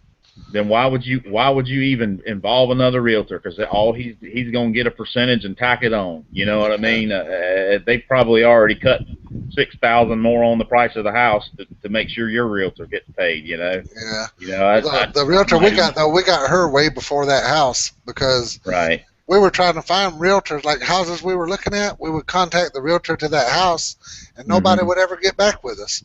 You know, nobody. We was trying to get somebody to give us a walk through the house, and none of the realtors would get back with us. And finally, my wife found this one in Fayetteville, and that's like 50 miles away from here. And she came all the way here to show us a house, and now she's done showing us 3 houses, driving all the way from there to here. So it's kind of like, you know, she's in there already, and she's got some money coming. So. But we'll fire her in a heartbeat if she gets too much out of line. We'll let her go quick. Another thing you can do is you can find out who owns that property easy. Go. What county do you live in? Bladen County. Google Bladen County GIS, and you can see every property. You have to you might have to join. You don't have to pay anything. You might have to create an account. You don't have to pay anything. But you can see the owner of every property in your county. It's blocked off.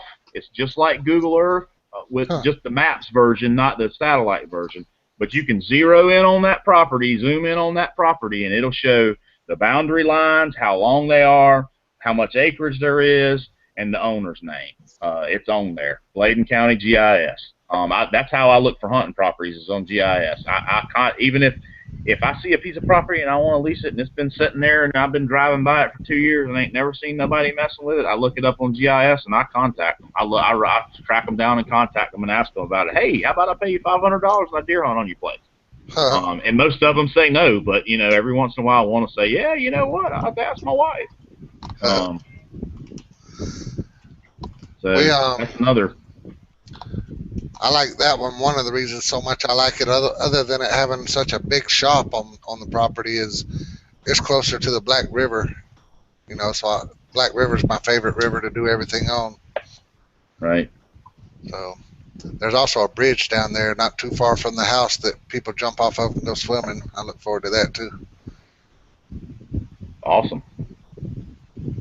I'll send y'all a link. Awesome. Pull it up here. I'll send y'all a link to the house. Yeah. You get some pimping stuff like that, I'll definitely come down there and spend the weekend with you. Yeah. This one this one's like right across the street from us is woods, which somebody else owns. But I could walk across the street and through the woods and be at the Black River, which that'd be all private property, and there's too many houses right there to notice me doing it. But just right down the road is that bridge where people jump off of and go swimming, so I can go down there. And then there's another bridge up the other way, but it don't look like it has any access to walking down beside it. It just looks like all thick woods. But if people are swimming there, we could definitely put the canoe in right there. Oh yeah, there's plenty of ways to put the canoe in there. Plus, I would like to come over here on 41 and put the canoe in there where I always, whenever you see me go on my Black River trip where I put my rafting at, we could put that in here, and then that's a 23-mile pedal. You know. Oh man, we're doing that, dude. And we paddle back to your house and walk up the road and get your wife to drive me back around to my car. Oh yeah, we're doing that definitely. Which you wouldn't have to. There ain't nowhere to leave your car over here, but my wife would drop us off and leave your car at my house. Yeah, we could do that too. But I mean, I park my car on the side of the road at bridges all the time for canoe trips. Even if there ain't a parking space, I just pull off on the shoulder and leave it there. I got insurance. I've seen somebody do that down here while I was fishing at this bridge. These guys come down in 3 kayaks and left their car sitting on the side of the road. I leave my car sitting on the side of the road at bridges all the time. Even places I ain't never even been. I do it all the time. Y'all, that link I just posted, this thing don't let you post a whole link, so I took the www off. But anybody who wants to see the house I was just talking about, copy and paste that link into your address bar, and that'll be the house we're looking at. Awesome. It don't show inside the shop, but if you go down to the aerial view and click on satellite, you'll see the size of the shop. It's 1.34 acres, and that shop, looking inside that shop, it seems like it's about half the size of this house. That shop is, and I'm hoping there's a big old bandsaw in there. I hope they leave it. Yeah. Well, I got to work 3 12-hour shifts in a row, starting at 8 a.m. in the morning. So I'm probably gonna get off of here. But for any alone contestants that watch this in retrospect, I want you to know I wasn't trying to talk no junk about you. You're way tougher than I am for even trying it, and I got nothing but love and respect for you. Same here. Absolutely. Yeah. Here too. All right, I enjoyed talking to y'all, fellas. I'll see y'all next time. Hey, we enjoyed having you, man. Take care, bro. Yep. Thanks, buddy. USDA realtor sounds like. Gestapo. What does that mean, Gestapos? The Gestapo. Is that Italian? No, that's German. The German Gestapos. Oh. A USDA loan, the one we're getting, it's just they got restrictions on everything. The house can't be above 1,800 feet, I think it is, square feet. There can't be nothing majorly wrong with it. Can't be anything wrong with electricity or any wires hanging out. Can't be no leaks. You know, there's all kind of things that makes the house available to pass a USDA inspection. Right now, just about almost all places, even your banks and stuff like that, they have high expectations as well. That's why you see so many houses still vacant.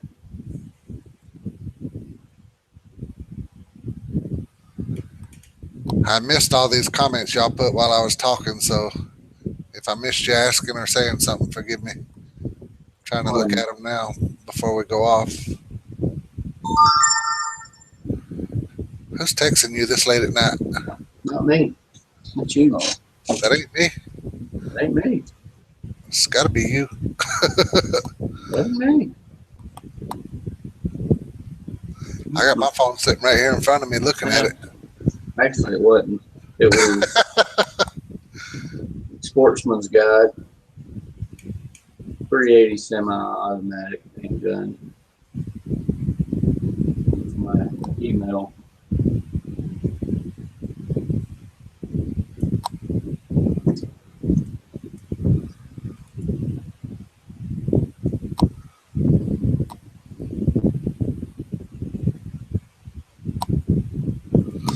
I can't get this thing to let me go to the middle to see comments. It keeps jumping to top or bottom. Just stick up there and scroll it and quit rolling it. That's what I'm trying to do, is scroll it. That little thing pops up on the bottom where you can't get the scroll button that says more comments below. Evening all, yeah. I'll give you the last one. It says you can't read and talk at the same time. Who said that? The Death Viper 106. Oh. Bears can only eat so much. JD outside. Yeah, I'm sure they know who won already. Because well, I mean, unless there's still somebody out there. Well, it was filmed last summer, so. It was filmed last October, but it says up to 365 days. Oh, it was filmed in October? I thought it was filmed early last summer. I thought it was in October. I swear I could be wrong, though, but I mean, after watching it and really putting it into perspective, it's easy for me and you or anyone else, you know, even with Neil, we can see what we would do now, but when you get put in that, I've talked about it before, the mental aspect is far greater than the physical part of it. I mean, so many things are playing into factors. I mean, I've just been out on 2 and 3 days and done things like, crap, what did I do it that way? I should have done this. I should have done that. And you start putting predators that are known to attack you, that would eat you, that would like to see something new in their little plate. That just, you're now the prey. Death Viper, that's North Carolina. Go ahead, Mike. I mean, after watching it, and I think I'll enjoy it. Once, I mean, I know Wayne and Mitch. I mean, the other ones I don't know, but I've watched them, and we've commented back and forth, we've talked back and forth, and I'm just glad that they got the opportunity, to go out there and do it, and I would like to say that maybe one of them did win, but to sit and watch it and then put it into real perspective and not just, it's a totally different beast than what we do on a daily basis. Going out and make a couple of videos and coming back out. The same thing they were doing. Yeah. I would just watching their first initial impression of when they were on the island at the first day. It's just those that I know that I'm subscribed to and I've talked to. Their persona did not change from their YouTube videos to that video. I mean, that they carried on the same conversation that they would, just like with, Cole Craven and stuff, he was sitting there and he just had that look, and it's like, well, here I am. Such beautiful country out here. But that's how he makes his videos. I mean, there was no change in his mode of how he went, Isn't he in his home where he lives at? Ain't that Michigan? Nah, Canada, isn't he? Oh, Canada, yeah. Cole Craven's Canada. Is it Canada? Almost positive. I know if you go to his website to buy anything from him, it's a Canadian base. Oh, okay, yeah. And I could be wrong as well, too. I'm looking forward to watching it, and I have zero patience, and I hate having to wait on it, so that's going to suck. But I think that's probably going to be one of the best survival shows they have had yet. I think it is. It's because it really it gives you something. I'm not saying you just don't have anything. It gives you what we would run into on a situation, in a sense. To me, one of the choices that I definitely would have took just for I'm not going to kick over a Big Mac, so I'm not going to bypass rations because those 2 to 3 days or 2 to 3 weeks with an emergency set of rations, that's the difference between going home and not going home. It don't take but about 6 days for a fat man to say the heck with it is. I seen where that one guy, he was from Blairsville, Georgia, I think. Yeah. Where he was saying, I know there's one part where he says, crap just got real, where he said the S word. I don't like to say that on here, y'all, just in case we have kids talking, watching. But then there's another part where he has said, you get to the point where you just don't care. And I don't know if that meant he was going home or he's like, yeah, I'm going to do this or what. That's the thing about editing. And, but that's why we watch it. We pay, movies. If they didn't edit movies, we would never watch a movie. You think I'm giving $40 to take the family out to go watch a movie that was unedited? I'm not doing it. I got YouTube for that. My brother, I was talking to my brother a few nights ago about all these different survival shows and stuff and which ones we like best. Personally, I've always liked Les Stroud better than any of them just because his is more real. His is a more actual thing happening and it don't look to be rigged in no kind of way. But my brother was pointing out, like on this new dual survival they got, and I think I've only watched one of this new dual survival. But my brother said, I don't like watching it no more because, for example, and this is my brother talking. He said there's a place where they came to a river, and there was a bunch of white water. They couldn't cross it. There wasn't no way to get across, but they just had to get across. And then, boom, coincidentally, there's a canoe stuck in the brush right there. And I was like, oh, man, really? I'm going to go out on a limb, and I have no problem with talk. When Dave left, their chemistry that they really had, to me, that was the end of the show. I tried it with the other guys, and now that Cody's even off of it, that chemistry, maybe I'm just old fashioned, but I could relate to both of them. I can't relate to these new guys. It's not, it's not what I like. I mean, I'm more into I guess maybe it's the age factor. I can relate to those guys at my same age, how we grew up, things that we done. But I mean, Dave made a lot of goofy things on the show, done a lot of goofy things, but you know what though, Dave seemed more real. That's what I'm saying. I mean, that's how I did it, That was the dumb things that I done, Dave would put himself on the line, he'd run out there and grab an alligator or go play with a daggone bee's nest and do all this stuff that is really, truly dangerous. Right. And instead of going, oh, look, there's a canoe for us to cross. How lucky are we? My dad, I won't ever forget, I was probably 14, 15 years old, and he was going to get this hornet's nest, and he wanted that thing. And he was going to get it because, I mean, back then you could sell them like about $25, and it was as big as a 15-inch tire and wheel. I mean, it was huge. Yeah. And we were all sitting down there in the car, and he had been told by Kenneth Snyder was the guy's name. All you can do is put a sheet on, and they can't see the white. They won't go through. They can't see you. So he put a sheet on, headed up through there, and I thought we was fixing to get a new dad because he swelled up about the size of, I don't know, a swimming pool. Oh, man. He got hit, I bet, 50 or 60 times. And he was coming through the woods, and it looked like this big old fat ghost coming through there. And he didn't weigh but about 140 pounds. But that sheet was just flopping like this right here in the wind. And them things was getting up underneath under there, hitting him. And finally, he threw that thing down, and he started heading to the car. And my mother was like, "No, you ain't." She pulled on up the road. I had an interesting childhood. You'll be amazed too at how smart hornets are. Speaking of hornets, I remember one time, I'd say episode, is one time in my life when I was, I don't know, maybe 6 or 7 years old, and like I said, we always played in the woods all day long. Well, there was a hornet's nest right down the bank in our backyard. You go in the backyard, and there's a woods there, and a little bitty bank that went down about 4 or 5 feet, and a trail right there. And there's a hornet's nest, big old hornet's nest like you're talking about, right over the trail. And we used to always go over there and throw rocks at it, just for the fun of it. We had them wrist slingshots, and we'd shoot stuff at it and tear the hornet's nest all up. And we were far enough away to where we didn't hardly ever get stung. One day I wanted to sneak down there and just get a piece of that hornet's nest that was laying on the ground that we knocked off.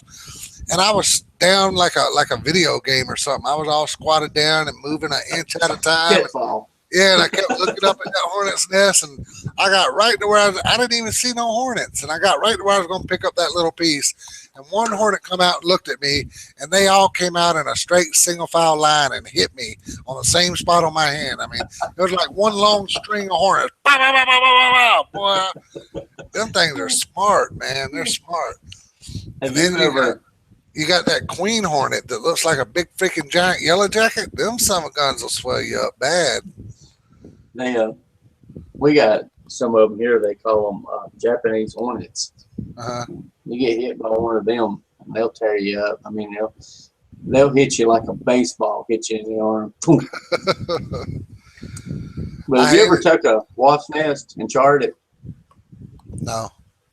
Get you a wasp nest and char it. Get you like a coffee can or something, put a lid over it, and char it. Mm-hmm. You can and that thing just goes, and it just lights up like a big, huge ember. Yeah. I seen a guy doing mushrooms. I forgot what it was called. I don't remember. I watched it on one of his videos, and he's in Florida down there. He takes some type of mushroom, and he just hits it with a little tiny spark, and it just kind of starts growing. And the video went on for like 7 minutes, but he had took it out of a bucket of water and set it down and hit it. And that little spark took inside of it, and it just kept going. And finally, he just piled stuff on it, and it just lights up. I think, don't quote me 100%, but I think he said you could cook a hamburger over the top of it, and it never ignite. Golly. Hornets killed a bulldozed operator in his swamper on one of our jobs. Was a nasty sight. Golly, man. That'd be a terrible way to die by hornets. Mm-hmm. I know every time I go camping out here, we got hornets everywhere out here. And even on this last fishing trip, which I didn't film that fishing trip I just went on, but there's a big old queen hornet all around me. Just one queen hornet, the big yellow jacket kind. And she didn't mess with me, but I just couldn't stand the fact that she was hovering around me. You know, so I had to get up. Eat you alive. Yeah, I had to get up and keep on moving. But I know every time I'm out there camping, man, there's always a hornet somewhere, and it's always around me, landing here, landing there, and I can't stand that crap because, of course, if you swat at them, you're going to piss them off, and they're going to want to sting you. If you don't swat at them, you're probably not going to get stung unless they land on you. But you almost can't help but swat at them when they get so close to you. They go landing all over your freaking seat right next to your leg and stuff.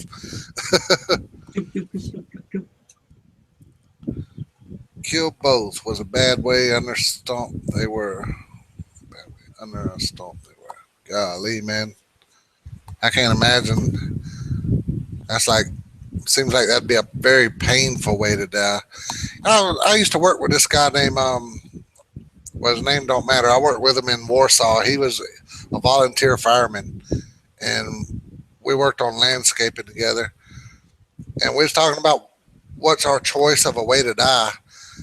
And my biggest fears of dying as far as a way to die is I don't want to die drowning, and I don't want to die in a fire. And his choice of a way he would prefer to die would be in a fire. I was like, man, what kind of idiot are you? He said, I guess whatever he learns from being a fireman, he said that's be the best way out to him is in a fire. I can't imagine. I mean, to me, it sounds like you would suffocate quickly. Yeah, I would too. I don't know. I mean, I don't want any of it. I mean, I want to die in my sleep. That's my preferred way to go. But I'm hoping he just calls before I die. I'm real boys. Yes. I didn't want to die anyway. My uncle's got something for you. He's going to give it to me about the verses or something about ghost hunting thing. I was talking to him about it. I knew he would find something. He said, I'll get it to you and I'll send it to you in an email and you can forward it to him. About ghost hunting being bad? Well, it's not as much as being bad. It's, according to what he was saying, it's a defiant. He says you're supposed to remember the dead and leave it at that. They're no longer a part of your day-to-day activities. He explained it. I'm no good at explaining stuff like that. I'd seen a verse somewhere in the Bible that did say something about they're no longer of your day-to-day activities. I think that's the same verse that said the dead no longer have conscience of anything. They're no longer a part of daily activities or your day-to-day activities. Yeah. I don't know what to think about it, but I figure out of, one sin's as good as another. I'll tell you, that's exactly what he said too. He said, does he smoke? And I said, pipe. He said, is he overweight? And I said, a little bit. And he's named off about 10 different things. And he said, well, he's got other things to worry about besides one. That's what I was thinking too. I was thinking, everybody talk about. But now he did say it the other way. What? He did say something else. He said, but knowing you're doing wrong makes it worse. Yeah, I know. But I don't know if it is or not. I mean, I have either, no. But I know I pray all the time for it. And what kind of got me. This is irrelevant to what the Bible says, but what kind of got me curious about whether it's a bad thing is because out of all my career of ghost hunting, over 12 years now for sure, I think, um, I've been in places like where we're trying to do TV shows and stuff. I've actually seen people get scratched.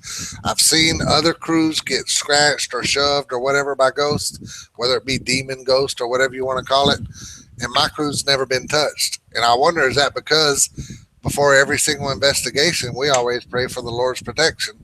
So I'm thinking, if it's such a bad thing, why does the Lord listen to our prayer and protect us? I'll give you an To go example on ghost that hunting. one. Two Oh football boy. teams. They both sit down and they both pray on the sideline. They both want to win. Who's it going to help? I don't know. Neither one.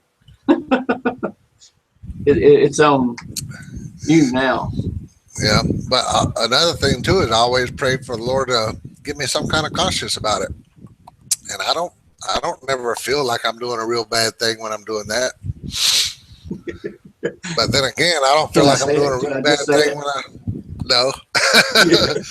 You wouldn't be I talking don't feel about like it I'm if it doing a wasn't real. bothering you.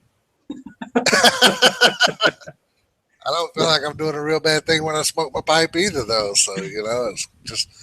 I mean, I've always believed that if you're doing something wrong and you're wondering if it's really wrong or not, the Lord will hit your conscience with it and let you know it's wrong. But I This don't, camera I make don't my know. head look big.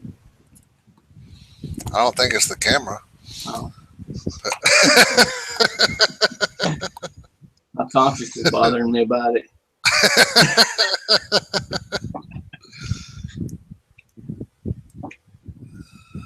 When I he think starts people are turning making into fun about dust. you being old. Huh? I think folks are making fun about you being old. I'm only If you, 40, what, 6? I think they're following the comments all the way up where you were saying something about. So you're saying you're old. Oh, well, you're older than I am, so. Of course, you look older. Uh, I don't know about all that. I noticed your beard is turning a lot grayer than mine here lately. I don't dye mine. I don't dye mine. Mine's salt and pepper.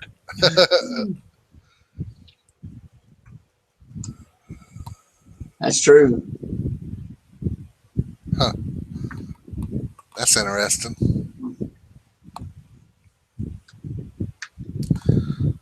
I don't know what I'm gonna be saying when I stand before God. That's basically what he says. You won't be. Yeah, I know I've done a lot of wrong in my life. His Now do attorney you is get it? Jesus. Yeah, I get it now. I don't think there's, I don't know, not turn it into a religious thing or anything like that. When we look at anything, I've always thought that conscious is, if you have any doubt about it and you have doubt when you get done, then you're pretty much trying to convince ourselves that it's not wrong. But I don't know if it is, if it's not. But I mean, to me personally, after losing a son, I would not attempt to look for it or to look for a reasoning, because if he needed me to know, then God would have told me the reason. Yeah, And that's why I just kind of leave it. But I mean, before it happened, I never could have. I didn't go to a cemetery at night. I can go out there and sit beside that grave marker all day and all night long. It doesn't bother me a bit. It's yeah, nothing, because now I'm at peace and I understand that, death is death and that's the end of it. yeah. It's not up to us to. I can make myself believe anything if I try hard enough. We hope he does. Yeah, I appreciate that. That's some good information. Um, I was gonna say something. Oh yeah, certain things that I don't understand too about ghost hunting in the Bible. Like that guy out there at Harmony Hall, Bobby Benzingo, that old man. Him and his wife were still shook up because his son committed suicide, and his wife became a ghost hunter after that, and she came to me to learn how to ghost hunt. And I gave I her remember books. you telling me that. Yeah, I gave her books and all that. But the guy Bobby Mazingo, he said that he was always hoping his son would show himself or something. And Bobby Mazingo wasn't really a ghost hunter. He was just hoping to see his son.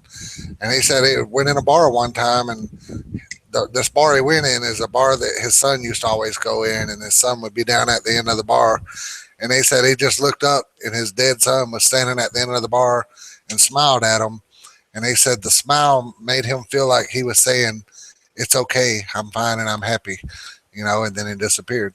So, Right. so I'm thinking if ghost hunting is wrong, then why does that happen? And if every ghost I see is a demon, then why would that be a demon coming to tell that guy, "Hey, it's cool, everything's okay, I'm happy"? I don't know anything about either one. you know, that's just the stuff that throws my mind off when it comes to the Bible saying that it's not right. And the Bible never specifies that ghost hunting is wrong. It does say things that lead to that, but it doesn't. I'm one of those people looking for justice, trying to justify my wrongdoing, But I've done tons of research, and the closest thing I found to the Bible saying ghost hunting is wrong is where it's talking about you should not search out mediums, sorcerers, witches, etc., etc. And then there's one part that says it's abomination to the Lord to try to contact the dead. But that part, I'm not all that sure about. I need to relook that back up because I don't remember if that was a Bible verse or something that someone was saying on that page. But got me wanting to go ghost hunting right now. I don't get the thing how the meters work. The K2 meters? I mean, I can show you how they work right here. well, I mean, I know how they work and how they say that they do this, and that, but I can't see. I don't know. I guess the scientific part behind it. I mean, because Well, here's what I've learned from these meters from ghost hunting, and there's a bunch of different meters. This is the main one you see on TV shows, etc. This is called the K2 meter. Now, when you turn it on, notice when I turn it on how the lights will blink. All the lights light up twice. All right, now something I learned from ghost hunting, and electricity will set this thing off too. But when it's electricity, it'll light up to a certain amount of lights and stay lit. When it's a ghost, it goes back and forth all the way to the red, depending on how close the ghost is to you. And I've experimented with that because I used to doubt it too. I used to think, well, how do you know that's not some kind of wire? If you're standing by a telephone pole wire or something like that. have you read up about orbs? O-R-E. Oh no, but read up on it and then really read up on it. I've been in cemeteries in Florida, in Arcadia, Florida, so far out in the middle of a cow pasture, away from any road, any lines, any power, anything. And this thing, I'll get to a certain grave and it'll blink like crazy when I talk to them. And the way I found out that it's true is because it wouldn't just blink randomly. If it blinks randomly, that's telling you there's a ghost there. So then to know that it's a ghost, you ask the ghost to make it blink whenever you want them to. For example, I was talking to this one lady and I'm like, just to make sure that it's really you, can you wait till I count to 5 and then make this thing blink for me? And I'll count real slow and I'll be like 1, 2, and when I get to 5, it'll blink. And I'll say, that's great. And when that happens, you get chills all over you because you're standing right in front of a ghost right then and there. But then when I had that other guy on my crew member, actually, I got a video of one of these on my channel of me and this other guy using it out in the cemetery and it working. But another guy that I was with, he had my other K2 meter and we stood about 20 feet apart and asked the dead lady, to make them blink in sequence. And she did. His blink, mine blink. His blink, mine blink. So, for me, there's no doubt that it works. But I'll show you something a lot of people don't understand. These people, especially the younger ghost hunters who are inexperienced as they all get out, they'll carry one of these out there ghost hunting and have their cell phone with them and don't turn the cell phone off. And the cell phone, when the cell phone looks for a signal, it's going to make this thing blink like crazy. And I'll show you. I'm going to go ahead and see it blinking now. That's all because my phone is looking for a signal now. And that's about the same kind you'll get when it's a ghost. It'll blink like that. But when it's electricity, I don't know if I can show you electricity here or not. Let's see if I can drag this fan out here. All right, see this fan? Mhm. And turn it on.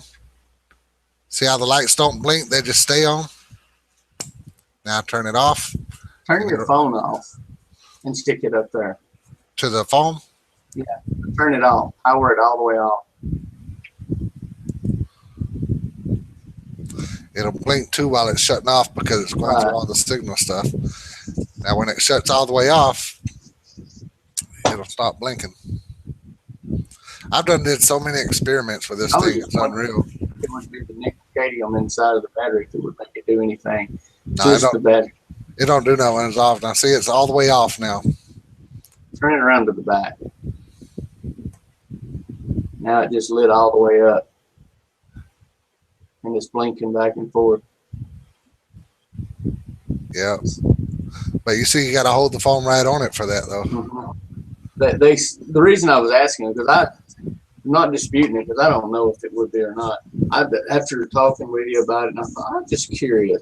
I've done a little research on it and stuff, and I guess it's the Mythbusters and stuff part behind it.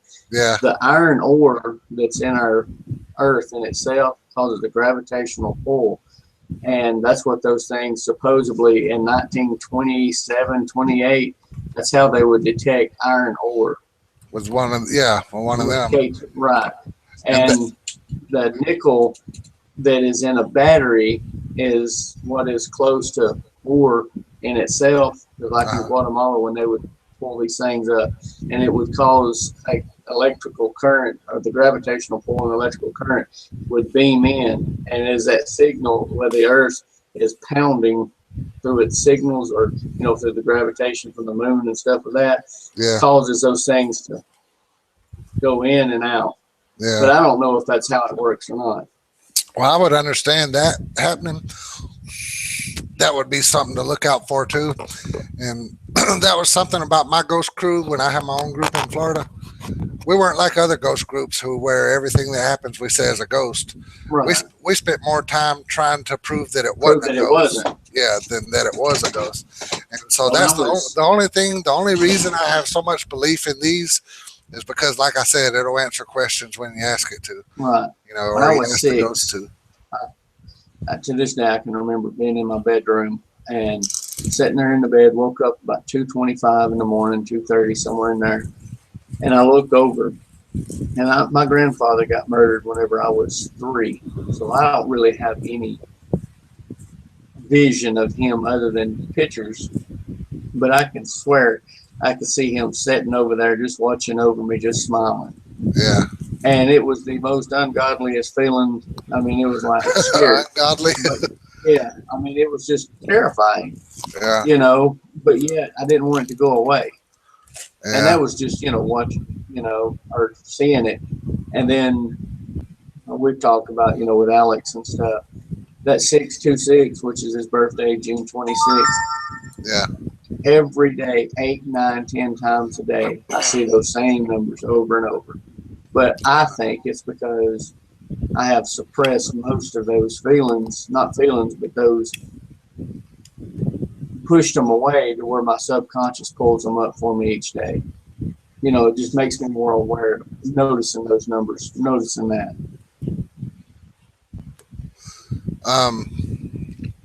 Yeah, Randy, that sounds good.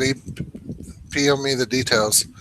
Right now, I've got 3 orders. Likes to do lots of details. No, I don't. Not unless you're paying lots of money. Right now, I'm working on a birdhouse right now. It's a $200 birdhouse, and I should be done with it tonight. Then you got 2 more orders in front of you that are already paid. So you're probably looking at 3 weeks minimum before I could actually get to it. He says he smells his mom's perfume sometimes at the house where he lives at.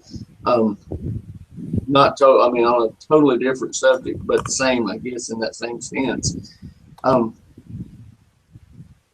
What is the smell in a funeral home? Because they all smell the same, and it's like every woman wears that same perfume from the funeral home.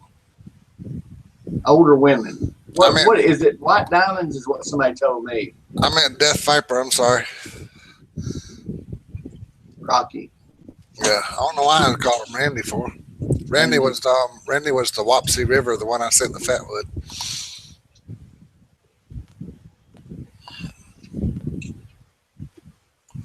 Um, I don't. You're right about all the funeral homes smell the same.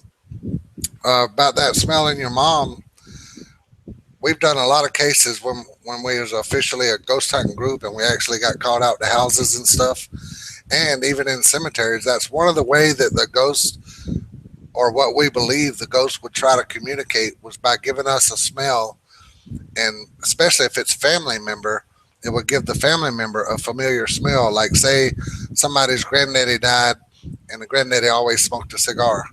Then just out of the blue, this person starts smelling cigar smoke, and there's nobody smoking a cigar. That's quite often, that happens a lot, and we believe that it's a loved one or just a ghost trying to let you know that they're there. Maybe trying to communicate, maybe not. Maybe just want you to know, hey, I'm here. Like say it's your mom or your dad or whoever. Maybe it's your mom or dad saying, hey, I'm here watching over you, or just whatever. But we always believe that it has a reason of some way trying to let you know that they're there.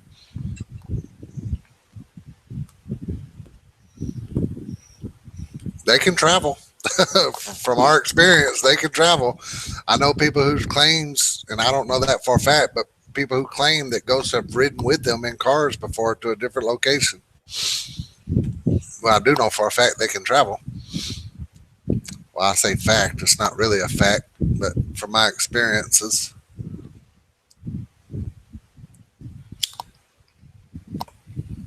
Yeah. What part of the?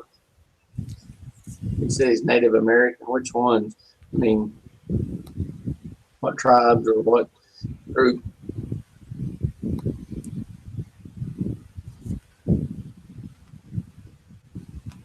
You got our nation, or we have a lot of Creek Indian around here. I looked up what we have around here before, and I forget them, but there was like a list of about 6 or 7 different tribes around this area. I've got a thing over here. Well, then I took it down when I rearranged everything. There's over 240 tribes just in the Northeast in the day.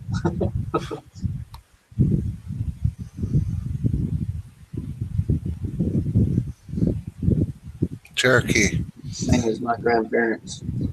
I guess I got a little Cherokee in me. I don't know how much, but I think my granddaddy on my mama's side was full-blooded Cherokee, and that's the only, however much of that was passed down to us, I don't know.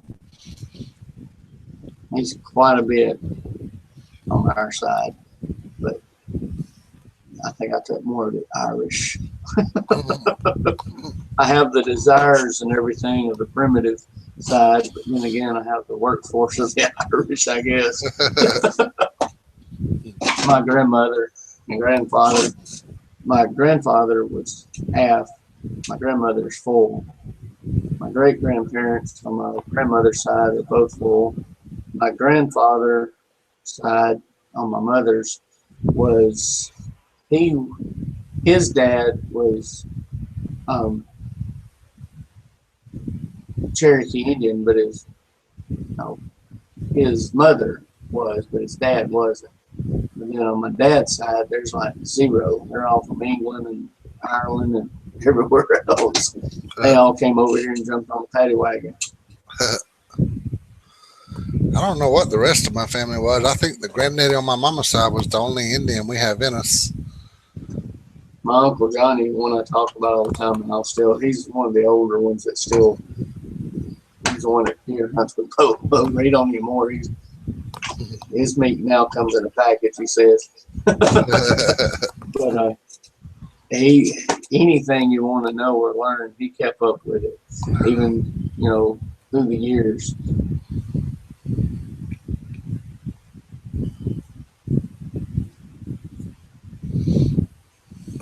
How many people we got on here right now? 11. We bounce from 9 to 15 every 10 minutes.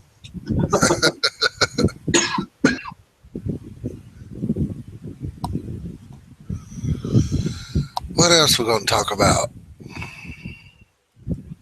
I didn't do my wild edible video. I didn't this even get week. to watch the last one. I'll probably do it tomorrow. It was raining all day yesterday, so I didn't get a chance to really get out and do it.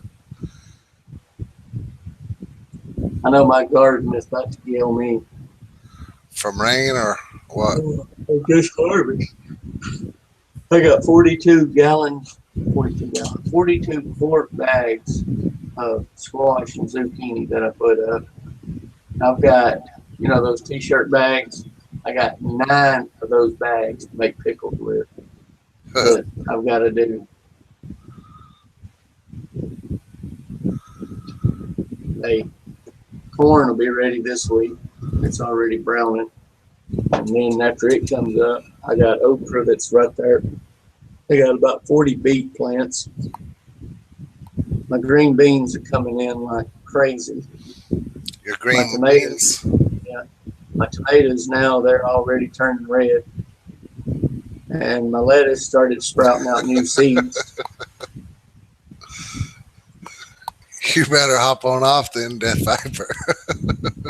I think he's kin to me, or his wife is kin to my wife. That's what she tells me. Or actually, she don't. I just know I'm in trouble whenever I go in there to the room and the door's shut. Good night, man. Have a good one. Have a good one, buddy. But as far as those lettuce seeds on that video I showed you, they've done dropped and sprouted new ones. I pulled up the stalks. They've done got new ones. Bell pepper, not bell peppers, but banana peppers. Yeah. Got tons of them. My jalapenos, out of 3 plants, I've done filled up 3 t-shirt bags. Well, how much stuff have you dehydrated already? Pineapples, peppers, mints, sage, and I got jerky in there being marinated now. And then my wife, friend, sent me $20 to dehydrate her 4 pineapples. She said that was the best pineapple she's ever had. Did you try them? Yeah. They're Did you soak leathery. them in anything, or did just raw? I cut them fresh pineapples. Yeah. I mean, they got a sweet taste. Yeah. I'm going to start those meals next week where I'm going to make basically MREs in a sense and then package them together and then put my spices in with the pack. Boom. Spices in with my pack and stuff. And then different things that, that would retain moisture if it got loose. I've got it. None of them are my invention. I mean, all of them I've got from these guys on YouTube and gals.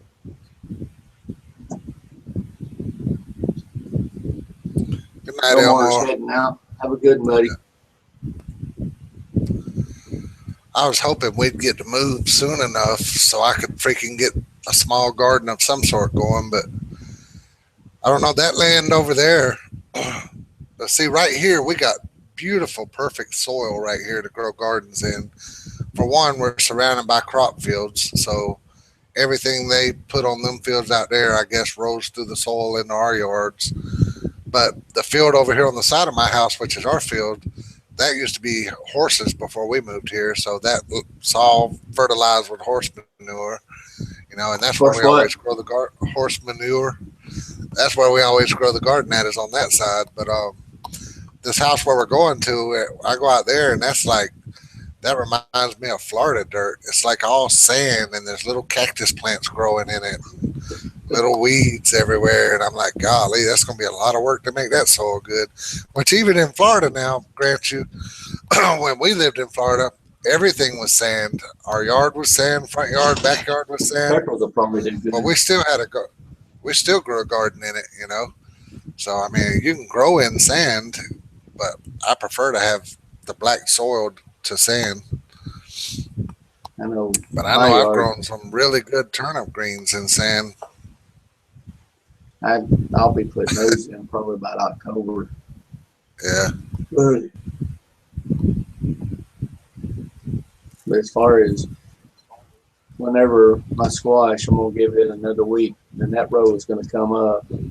And right now they're shading my green beans over because I kind of planted them where they would come over the top, so my green beans won't come in at the wrong time.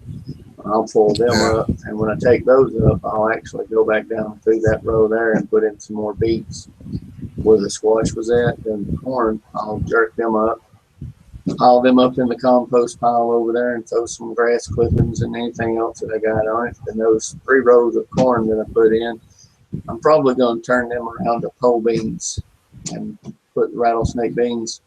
Yeah. And I may even go with purple whole peas. I like those.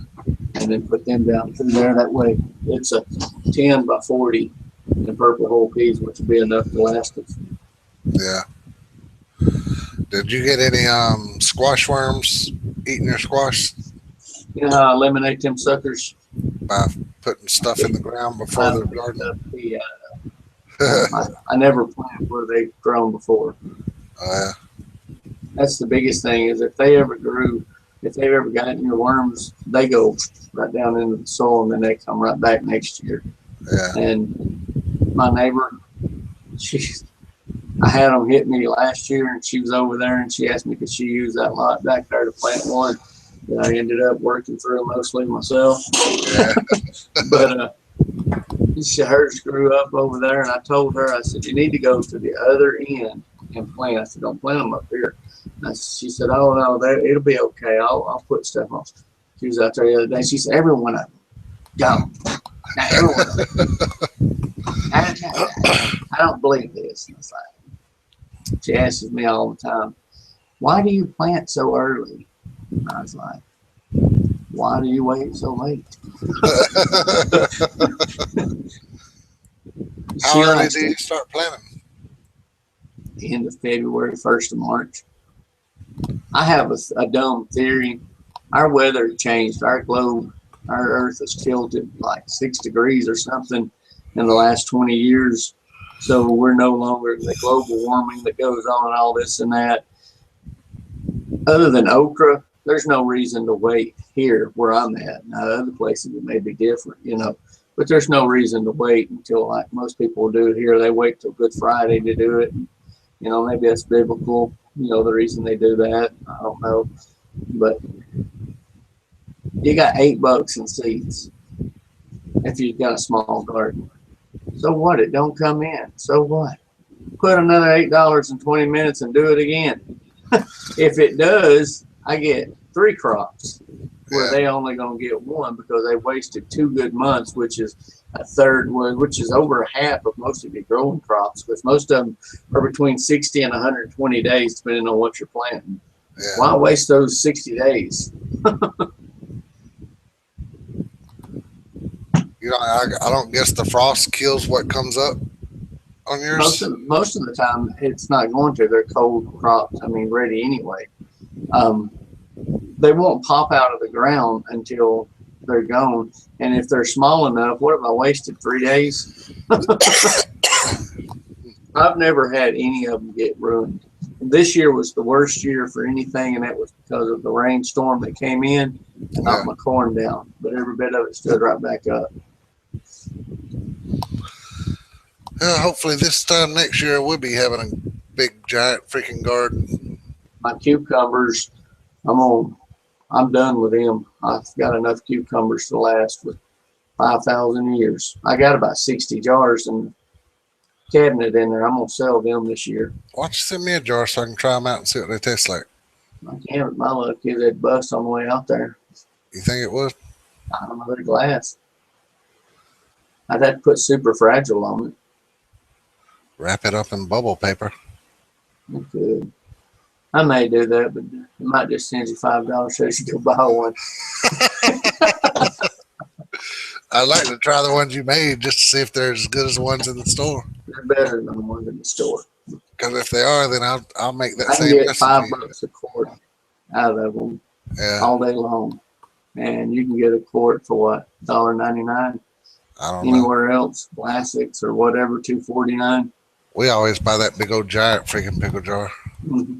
They're better than them by far. Huh. Those things have they're dill straight mix. You ever had the koshers out of the closets? I don't know. I know I've had koshers before. The ones that, well, there's 3 different varieties of them, but the ones that are in the, like they're smoked meat coolers, or they're in the cooler section of your grocery store. Yeah. You know, they're 8 times better than that. Huh. Well, you know, we're in the pickle capital over here. Mount Olive. Boys, you may be in the pickle capital, but I got pickles and you don't. We did that. They got the Mount Olive pickle factory here. Yeah. I just don't. I've eaten Mount Olive, and I mean they're okay. I mean for what they are, but Yeah. I just don't like that type of pickle. I'm not real choosy. I just like I want my pickle to be crunchy. I want it to, when I bite it, I want to. Yeah. And those just, they're too soft. It's like they got the. To me, it seems like they just take the pickle and let it grow one damn day too early, and then it's gotten too big, and then it goes in. But I know I'm knocking on you boys. I know the first time I grew okra here, I let my okra get really big, and I was all proud of it. I carried some of that down to Homer down there. He's like, "That ain't no damn good." Why ain't they no good? They look good. He let them grow too long. Them way too big. I don't want none of them. I was like, damn. I'm all proud about that long. Yeah, I was like, I'm all proud of these big old okras. Hell. Yeah, okra is about 4 inches max. Yeah. They I pickle the okra, like put them up and pickle them, and those things are just, they're awesome. But if you get them like too long, they become hard. When that spine on the back, you can write with it, it's pretty much no good. When you reach down there and cut it and you got to saw it off, it ain't no good.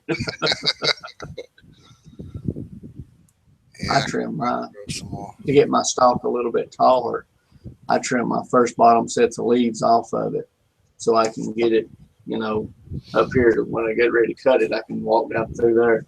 There's a lady down here. She's got about an acre, maybe an acre and a half of okra. That's all. That's how she pays everything for the year. She sells okra. Huh. And what she does is she's got this riding lawnmower, little snapper, like, and it's rigged up to where she's got like a gas pedal she can match down like a go-kart does. And she goes down through there, and she's got a bag that's on the side, and she just rides that thing and flips them off. But she rides in between the rows, and her rows are like this wide apart. And I was like, why would anybody plant and waste that much room? But it's so she can ride down through there and flip them off. Yeah, that's cool. I seen one guy made him a homemade tiller one time. Actually, he was when I had my own lawn care service. No, that was when we moved here, and we had to have a lawnmower here repaired one time. But the guy who repairs lawnmowers was showing me he made, it's all them spades, you know, them spades that drag the ground to do it. He made a big old set of them hooked onto his riding lawnmower, and even rigged it up so he can pull this thing up and it raises them up, put it down. And he showed me damn near a half of a field about the size of ours that he did with it. And I was like, wow, man, that's awesome. People can get creative. We got an old lawnmower out there that we hadn't thrown away yet because I kind of want to fix it. It ain't much good no more for cutting grass, but that was the first riding lawnmower when we moved here that my sister bought me, and it was already an antique when she bought it. It's called a Wizard. But it still runs, but now it needs a new starter. But that'd be a nice lawnmower just to have, just to ride around. Maybe pull the trailer around to do, you know, pick up yard trash or whatever. It's a diehard. Wizards are very old, way old. My uncle used to have a lawnmower. You'd have to put 300 pounds on the front of it to hold it down. I think it sat there and smoked the tires off the back of it. It changed it. Rear end, made a clutch system out of it. He also made us a go-kart. chainsaw engines on the back of it. And that thing go from 0 to 100 in about 1 second. It's like a slingshot when you took off. My brother-in-law cracked up laughing at me one time in our own yard. I took my lawnmower, and it was an old lawnmower too, but I needed to move my pontoon boat. I had a 24-foot pontoon boat, and I had this bright idea. I could just put a hitch on the top of the back of the lawnmower and hook the boat up to that to pull it and move it in and out. I thought I was real brilliant. They all stood out there to watch me the first time I moved it, and I put the hitch on it, and it did good. But as soon as I put it in the gear, I went flying right backwards off that some hitch. It just made the lawnmower stand straight up, didn't go nowhere. The guy up here, he's got a boat shop right down below my house here. That's what he pulls his around with his lawnmowers. He pulls all them boats with the lawnmowers.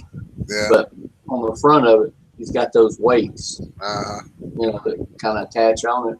Yeah. And of course, it's a big lawnmower too. I mean, it's an old one. Mine probably wouldn't have jumped up like that had I put the hitch on the bottom instead of. But it's just seemed more right to me to put the hitch on top of the lawnmower instead of down there where that hole is. No. So I did that, and that's what. As soon as I took off the lawnmower,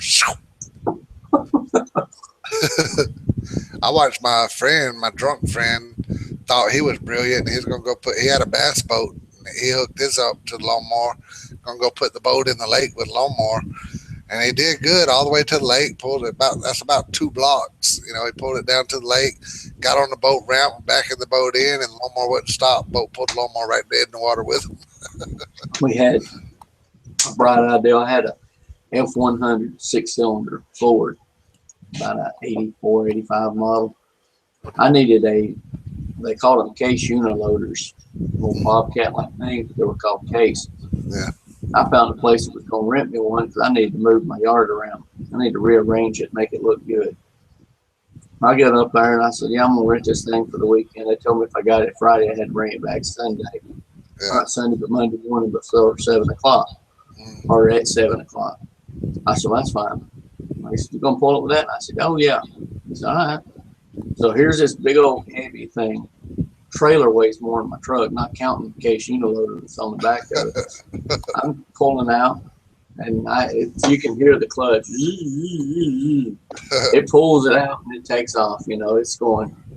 I come up to a stop sign, not a stop sign, but a red light, and I get ready to apply the brakes. It's like he's pulling a boat or something. Yeah. Right through the red light, right on through. By the time I got the truck through the red light, I was like, I just stomped the clutch down or the gas pedal down and zoomed on through. When you get ready to come to the top, you had to go from like 40 miles an hour. You just let off the gas and just let it, because it wasn't going to stop because of the weight of the truck or the trailer and all that other weight 5 times the amount of the truck. So it was just shoving it through there. I got it home, pulled it up in the yard, undone it, got ready. I was going to go down there and get some gas. Popped the clutch on that thing. They said, wouldn't even take off. Burnt the clutch slap out of that thing. Oh, man. Had to pay somebody to take it back up there that Monday, but I dug a pool with it. I'd never used one of them before. I can figure this thing out. After I got the yard moved around, I looked around there and I said, you still want that pool? And she said, yeah. I said, all right. I dug a pool out. We put a pool in there. Dang. I'd never put a pool in before either, and I did that. That's before YouTube. I went and got a truckload of pulverized glass one time in a Chevy truck. I was driving a big heavy duty Chevy truck, an old one, like an 87 model. But I didn't realize the pulverized glass was so heavy, and they give it away free at the dump, and I just went out there and filled the whole bed of my truck up with it. I rode on the axles all the way back home, and the sound was so terrible, man. I just knew I done ruined my truck. Well, yeah, my uncle, I won't never forget it. He had a 69 Ford Ranger that was just a show truck back then, but it's what they consider a show truck now. He had it painted and decked out and stuff. He went and got him a big old heavy plastic cart, and he's going to go get a load of gravel. And that guy pulled up there at the rock crusher up there, and he told him, he said, "Tell me when." Don't dropped a little bit in there, and Randall goes, "Oh, that's all it's gonna take. Drop the whole thing in there." And he goes, "You sure?" He said, "Oh yeah, this thing's got overloads on it." And he said, "All right." And he goes, "Boom, boom, boom," and that truck just went. I mean, it broke shop springs, everything. Yeah. It laid flat on the ground back there, and he had the first low rider. It was just like this.